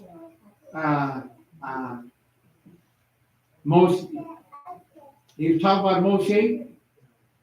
He's going to kill him, going to go back and all of. God was fulfilling what Moshe was doing what God told him to do. And he did those things there, and he said, see the salvation of God. So God not only, I want you to get there, God not only was doing that for Pharaoh to see. No, Pharaoh didn't go down into, y'all know that. Pharaoh didn't even go into it. Because he had to, God wanted him to see that. Okay? Go back to show his wife. See? And but he lost all of that. Okay? And that was the lesson that he wanted him to learn. You could have saved all this, you know, had you not had this attitude, had you not started going against me. Who is this God that I gotta serve? Who is this? Your attitude. See? And those things here get things all mixed all up. Okay? Don't never do those things here. You know, get yourself into a terrible situation there. Certain things that you should never do. Okay? One thing, you know, a wife should never tell her husband, I don't need you to do nothing for me. She should never do that. Okay? Why? Why should a wife not do that? Because that is one of the principles of marriage. Is a man is supposed to be the breadwinner. He's the guy. And when you tell a man that, hey, you know, you're setting him free. You just might take you up on that.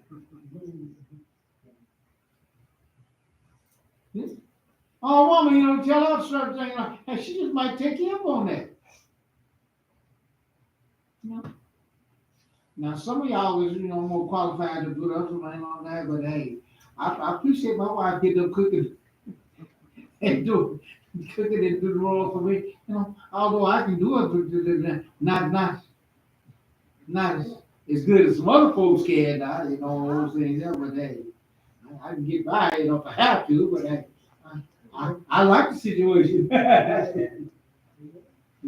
I ain't gonna tell her that. Hey, I ain't gonna let that come out of my mouth. See? Certain things that, hey, these just little hints because we're going to see what happened here. Israel let all this stuff come out of their mouth, and here they got to turn to Moshe, the very one, and Moshe, what we got to do? Because they saw that God was working with them. God was working with Moshe. We know the story. God gave them complete victory. This victory, as I said before, was not only for Pharaoh to see and get the understanding, but it was also for Israel. And how long do you think that lasted? Boy, Israel, after I saw that victory, boy, they got the women led out, and they rejoiced, and they were singing, and they was having a good time. Bragging about God. How God. Old Pharaoh got drowned. See? And all the things there. He's an on-time God. He did all this, and he brought us through it, and all that. Okay, all right. All that works, all right. But how long do you think that lasted? We're going to go to Exodus, the 15th chapter.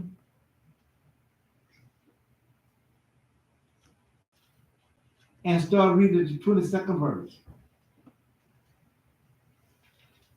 So Moses brought Israel from the Red Sea, and they went out into the wilderness.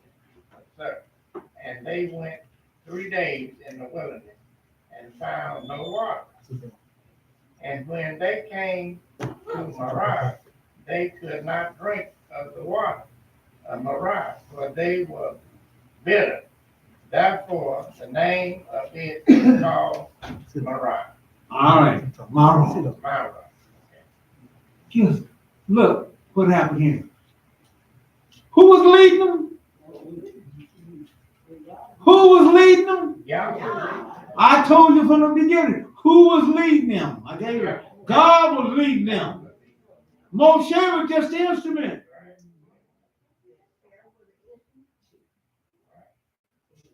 That cloud and those things that led them to where they're supposed to go. Even when they got the Ark of the Covenant and everything, God still led them. When they got the tent of meeting there, God still led them by that same principle.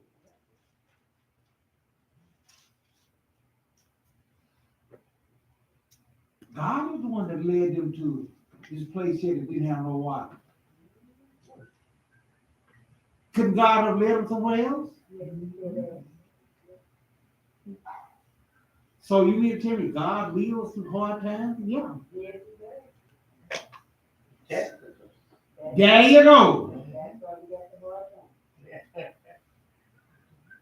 God allows you to see where you're going to be and where your heart is at and where you at. Oh, we all rejoice when everything's going like we like it. When everything is going on like we want it. Oh, yeah, we all. But how do you do and how you going to act when things ain't that way? I'm gonna show them how to food. They want to know. They want to see where the food is. And then, hey, I'm gonna show them where the food is.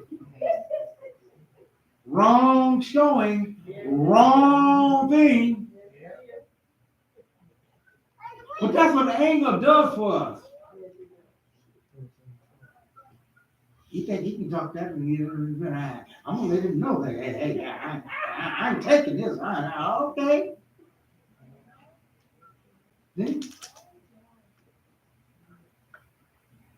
he like I told one guy that he was talking all that night. He said, hey, look, I told the boss he can't talk to me any kind of way. He can't be talking to me. I'm a man and he can't be talking to me like that. So hey, I had to tell him so and so. I said, yeah, you told him, didn't you? He said, I sure did everything. I said, who's looking for a job?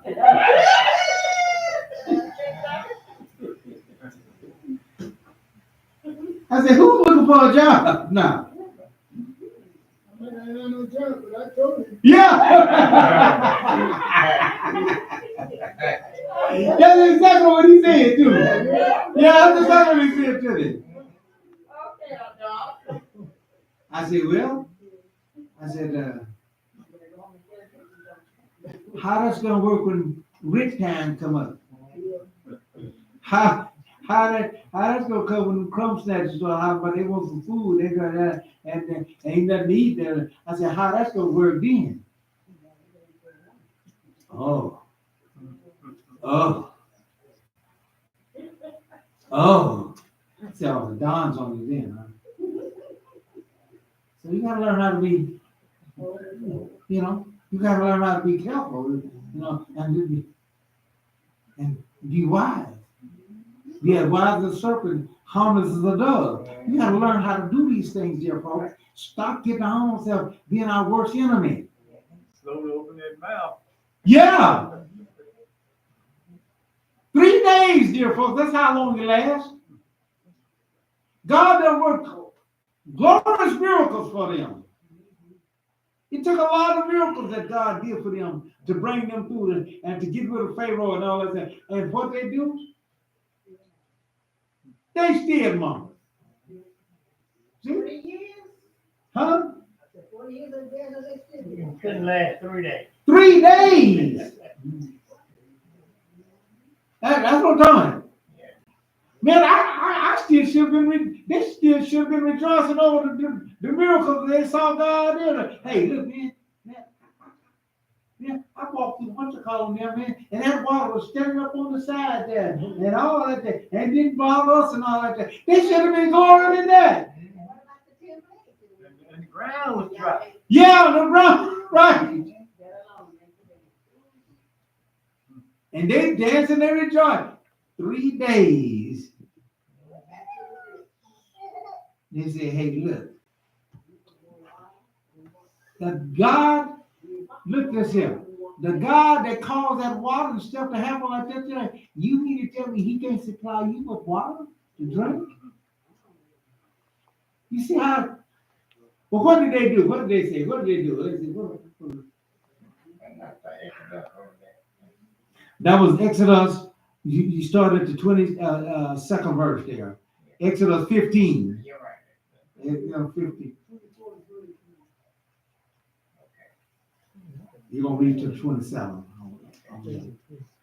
And the people among us against Moses. Oh, there you go. You see what that Amos against her? What do? They turned to go against Moses. Yeah.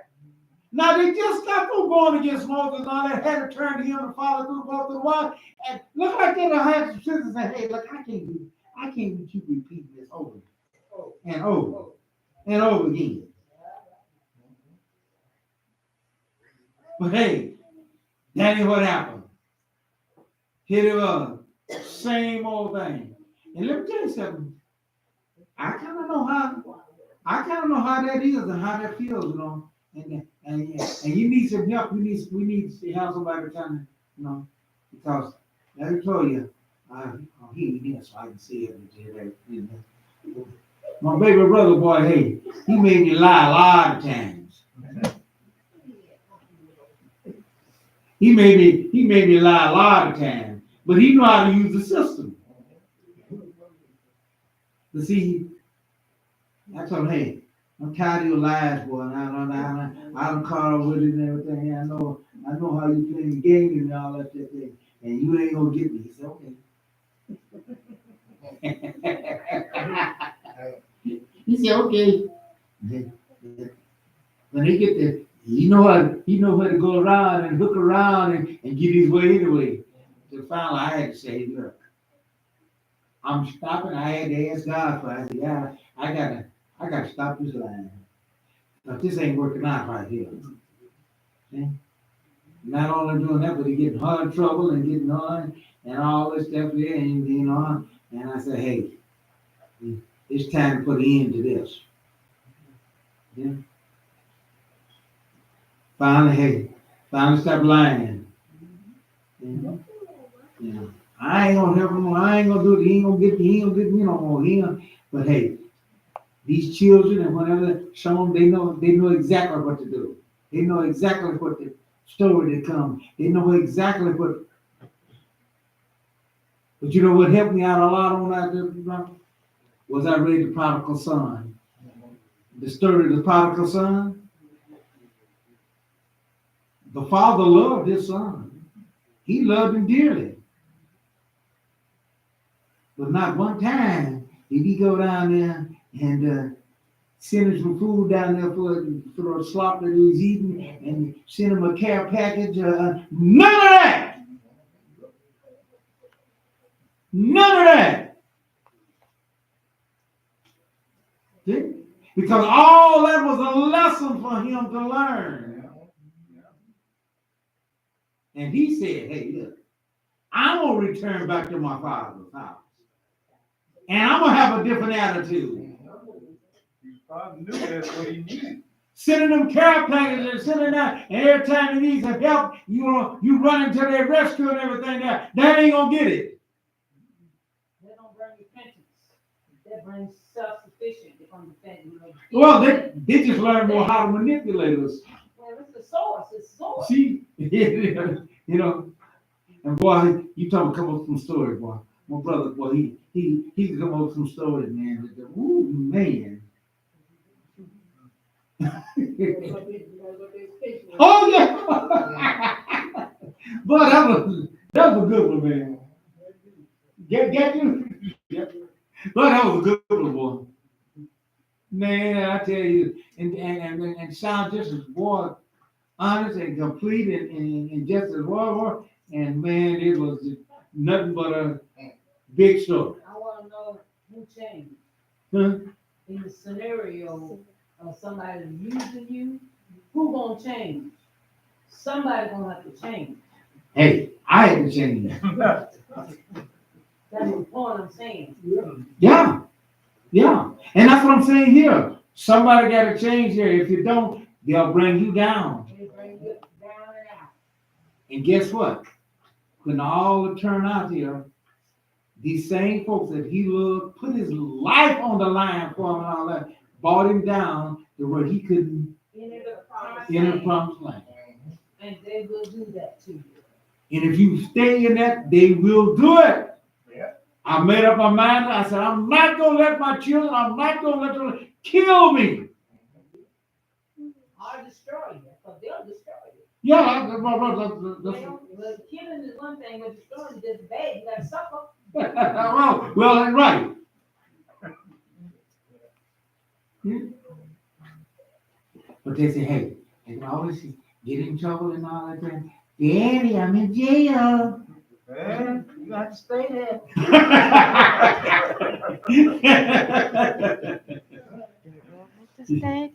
Yeah, yeah.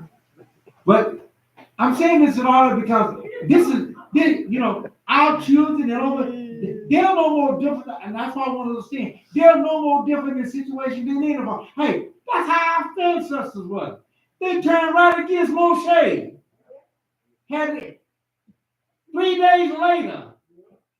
They forgot all about how Moshe was holding up the rod, and it was this rod that caused all those things. They forgot all about all that. Yeah. It says, the scripture says, the goodness of God changes our heart. It didn't say your goodness is going to change someone's heart because it never will. It ain't powerful enough. You do all you can for your kids, but you can't change their hearts. Amen. There you go. And I'm saying this because we all get caught up in those things here, and we got to learn a lesson on those things here. And hey, so there are certain things I told I ain't gonna do. Children they get in trouble and all that stuff, but they think I'm gonna put. I told I'm not putting on my house, and I'm not doing because I'm not gonna be out. I'm not gonna be outdoors. I ain't getting outdoors for you. It's cold out there. It's hot out there. I like the air conditioning. I like the heat. I ain't getting put out for you.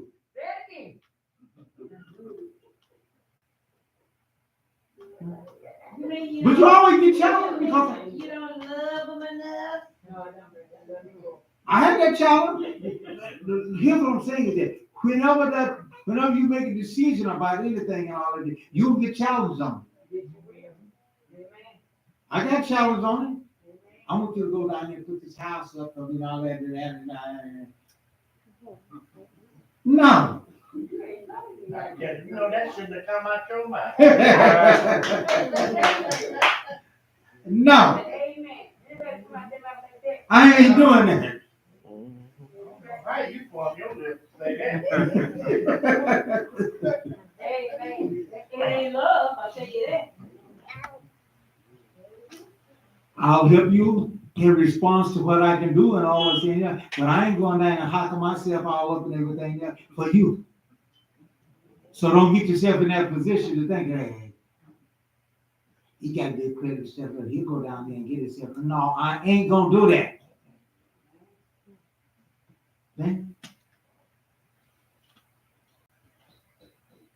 Let's see what happens here. Read on.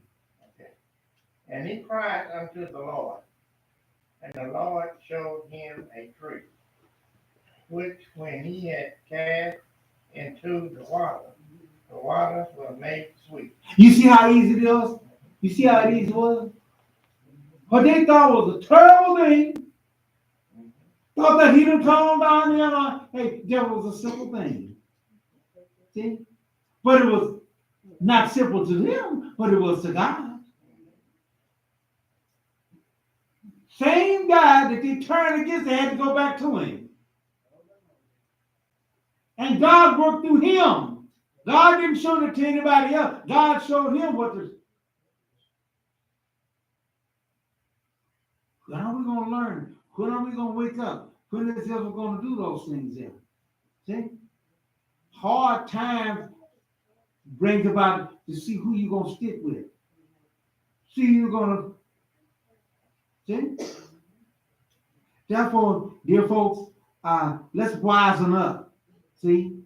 But you think that was a certain only thing happened? Go to the 16th chapter. And you're going to read the first 3 verses of the 16th chapter of Exodus. Okay. And they took their journey from Elim, and all the congregation of the children of Israel came unto the wilderness of Sin. which is between Edom and Sinai, Sinai, on the 15th day of the second month, after their departed out of the land of Egypt. And the whole congregation of the children of Egypt murmured against Moses. 1 month. No, after leaving Egypt. 1 month after leaving Egypt. Here it is. And they back at Moshe's neck. At his throat. What did it say? Murmured against Moses and Aaron in the wilderness.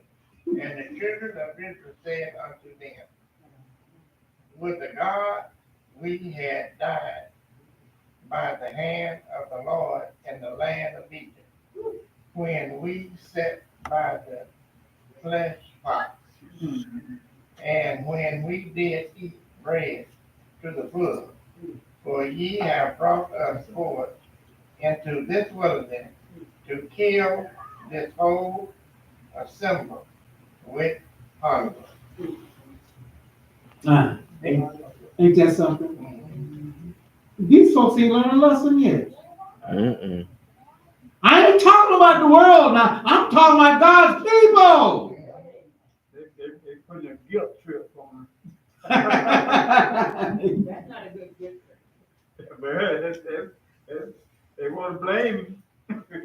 But they didn't know that they was going to, because it was God that was bringing them out for his plan. And God also listened to them because they was crying out to him. To get us out of this, get us out. And then they turn right around and get themselves back in that situation.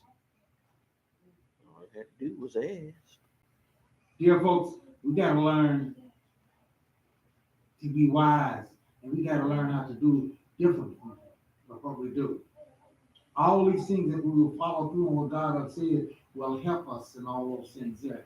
If not, that's why I say God works with us spiritually as well as physically. See? And I'm glad he do. See? Because let me tell you something, it's a whole lot better when serving God and everything that when this body ain't aching. When his body ain't hurting. I don't know about y'all, but hey, as a matter of fact, I was listening to the Shamash the other last Sabbath. I think he said he a lot more cautious about what he doing everything down than what he used to be, because he appreciated his body no more now.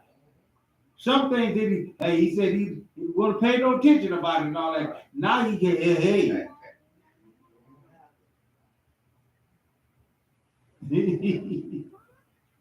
No, I'm careful now. He used to get out and hop out and go right there and go on the hill and all of that. And now I'm looking for the maybe this is a little bit better situation here. I can go around. I can go around this way here. This is not easy.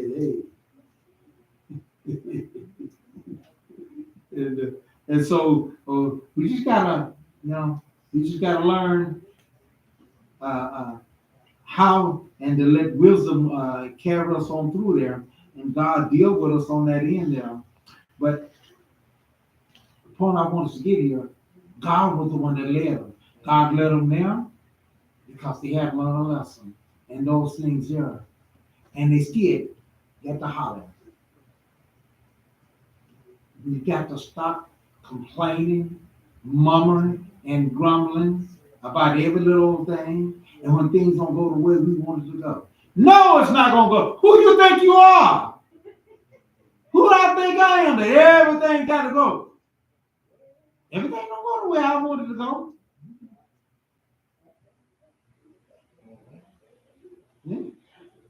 Hey, when I asked God, and I'm glad he did the miracle for me and did all things, but hey, I had a whole different ideas of how it was going to come about. You think I had that idea the way that did come about? Sure didn't. I said, Lord, you can take that pot right there. Just snap that there, sweep them down there, and that'll be it. And I said, no, yeah, I could, but I ain't going that route. Because you got some lessons that you got to learn. That's right. And I had some stuff I had to And learn. it's gonna be tough on you. Yeah! And you need it. You need it. You better believe that it was tough on me. Hey, terrible time. You ain't gonna wake up. Long as See? it's easy. You can wake up. But he brought me through. He brought us through. And just as he brought them, Moshe, he told him, I got him covered. I got some manna for them. Not only that there, but there was some. Be careful about what you complain about, because you just might get it. Sometimes God, give us what we ask for. Remember the quails? Yeah. Mm-hmm. Y'all remember the quail? I know some don't, because Yeah. everybody, and that's why you have to be very patient in all those things. Yes. With all those things, because just because you know it, don't mean everybody else know Yeah, but that's their last meal. Yeah. it. Right. They grumble, but it's the last grumble they They're running out of your mouth. And then He gave that. Mhm. As a matter of fact, the writer at this time here, they was talking here in this chapter here.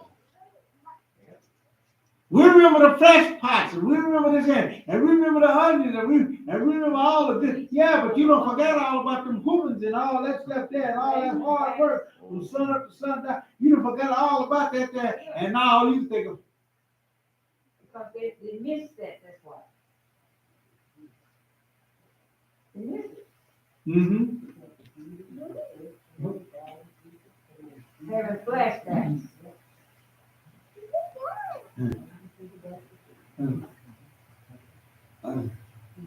Talking with one person there, and she was telling me, hey,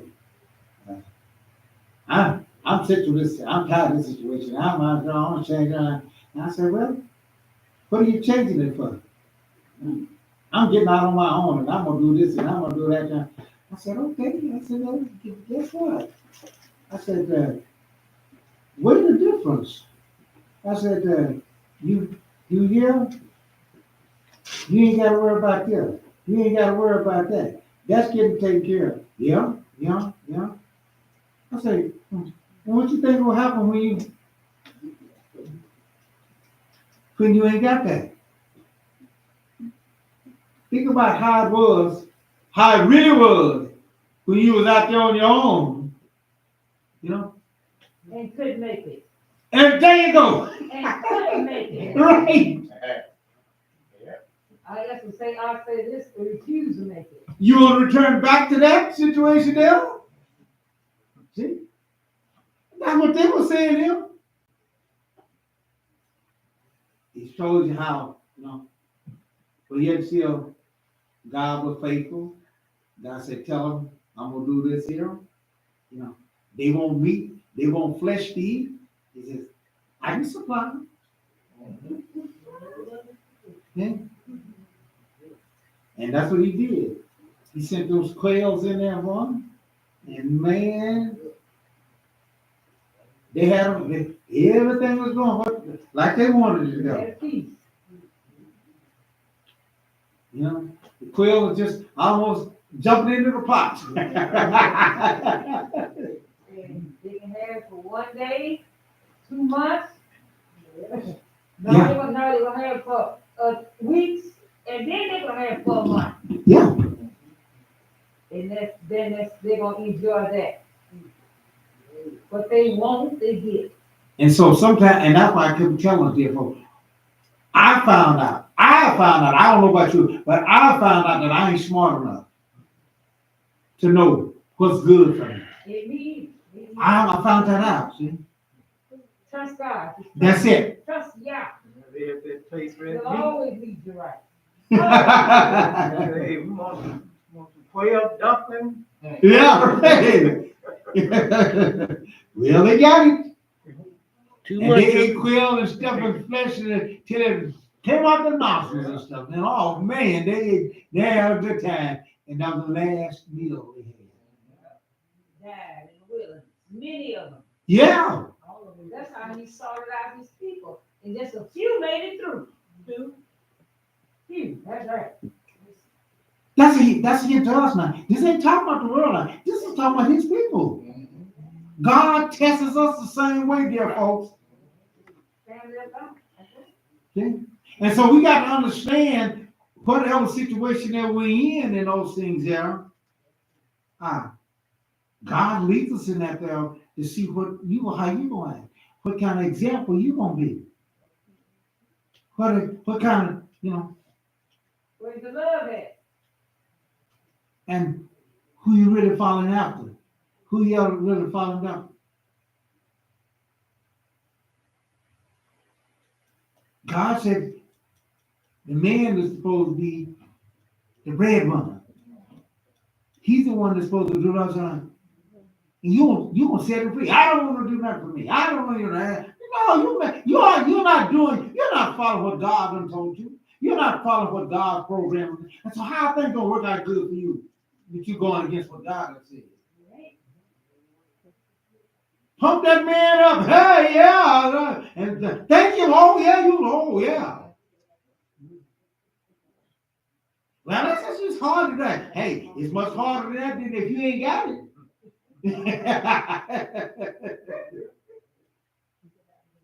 See? Like Joe said, some women talk like a foolish woman. There you go. Right. But ain't gonna do that. That's why it says, anger but sin not. Because let me tell you something, you let that anger rule over you, I guarantee you, you're gonna wind up saying stuff and all that you wish you hadn't said. So we got to get past that, dear folks. See? The very one that they had to go, Moshe, blame Moshe for it, he had to want to go talk to God on their behalf. Yeah, very one that they had to be. And got to go back to him. See? So, dear folks, let us learn in studying Torah. Let us learn these things here. And God's Spirit will lead us and guide us, but He also leaves things up to us to do too. See? That's why I say that God, the Spirit will bring back the remembrance of those things that were taught. But if you go against it, you go against the things that are taught and everything now, and just following God's leading and everything now. God led them to this point here where it was water, but it was just either simple thing for them to. Once they found that better water, you see that? You couldn't find no water. Then after the water we found it, we can't drink it. Boy, they was giving him trouble. See? But God said, don't worry about it. I got it under control. See that tree there? You see that? What you calling it? Throw it in there. And not drink it. I ain't drinking that little nasty water. I ain't doing that down here. Hey, I tried that the other day and every day, and it's nasty. Okay. You don't want to follow through it. We said out there, don't drink nothing then. You fall over in. Right. They got to see it. Hey, this water's good. Hey. Then they jumped on this and then. Dear folks, in closing for today, God is faithful in taking care of us. God is faithful in leading us. He has set up everything for us. Sent His Son to seal the deal for us. But we still got to follow Him. Because the Son said, I'm the way. I'm the way. And whenever He say way, that means that you got to do some following. If you don't follow the way, Just because he's the way ain't gonna help you none. And that's what we gotta learn. See? That which God has set up and all that. Follow through on those things. And he tells us, see? No. Be wise as serpent. Serpent was a wise but harmless as a dove. See? Do we really want y'all to lead us? That's the question. Hey, do we really? Yeah, I want God to lead us now. But let me tell you something, therefore. God don't always lead you into Where you you want to go. want the silver lining and the silver cloud and you already proved that. I hope today I done prove that to you, that God in his leading don't always do that. But he do have you back. Stop jumping all and getting all crazy and not listening to the right source. Okay? God bring us through tough times to see whether we will stick with him or we're going to fall out and we're going to be just being a fool as the one that we're dealing with. See? See? A wise man is one. See? A fool is wise when he knows when to shut his mouth up. And that's what I'm telling us. See?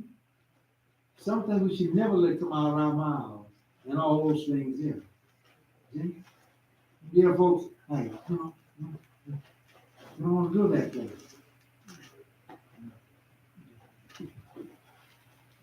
How about, man, I got a wife here, man. I can't trust him, man. I can't do that, man. I can't, yeah. I said, man, you miserable. And I sleep with one eye open and all that. I said, man.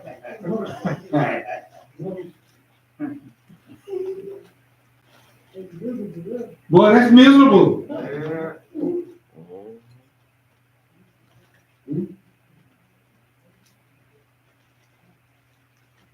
I said, you got her that way. You set that situation. I used to be you with you. Yeah. Nah. Why you get your own self in trouble? Let's don't do those things there. First thing happens, when things come tough, would that we going back to Egypt? Would you left us alone? Would you have done this? And get mad. One time they threatened to kill Moshe. Ain't you forgot who you gotta go to go talk to God? You get the blessings?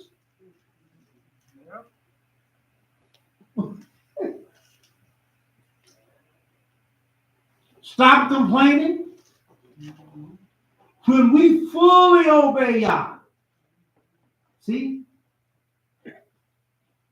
and know he is full of faith. Okay? What I mean by that, he ain't doing all this stuff for your bad. He's doing it for your good. But you don't, because you don't know what the best hey, is all, is the problem. Because I don't know what's the best. See? That's why I've left vengeance to God. I'm telling you this here. And I tell folks that. Hey, you do something to me and all that stuff there. Hey, I've learned that lesson now. I ain't wise enough to get vengeance on you. I just ain't that why I just ain't smart enough. So I leave it to God. And I do what he said do. What he tells me to do. That's it. And he's faithful, and he will take care of the situation. He was faithful enough to let his son go through a terrible time for us. And that was a terrible time. So terrible that he was sweating drops of blood. Now that had been tough. See? And he went to the Father 3 times So you know it must have been tough. I know when I was working in White Boy, they would forget me. Y'all send me to another lot. And I stayed over at that lot for about 4 years. And then I came back to the lot where he was. Then y'all sent him to another lot. Yep, Sure did. yep. Y'all gonna take care of us. Yeah. See? If we just hang in there and be obedient to what he say do, you know. Yeah. Sometimes it looks like we're taking advantage of it. Yeah, you know, and that's the cares of this life. There's a situation there. But nevertheless, God is faithful and he will bring us through if we stick with him. If we don't let this mouth get us in trouble. You know, and just think about it. Put that mouth and get you in trouble with everything there. You did that and bigger fool just as he was, ain't you? Or just as she was. She gonna get down. I'm gonna let her know. I can get down too. Okay then now.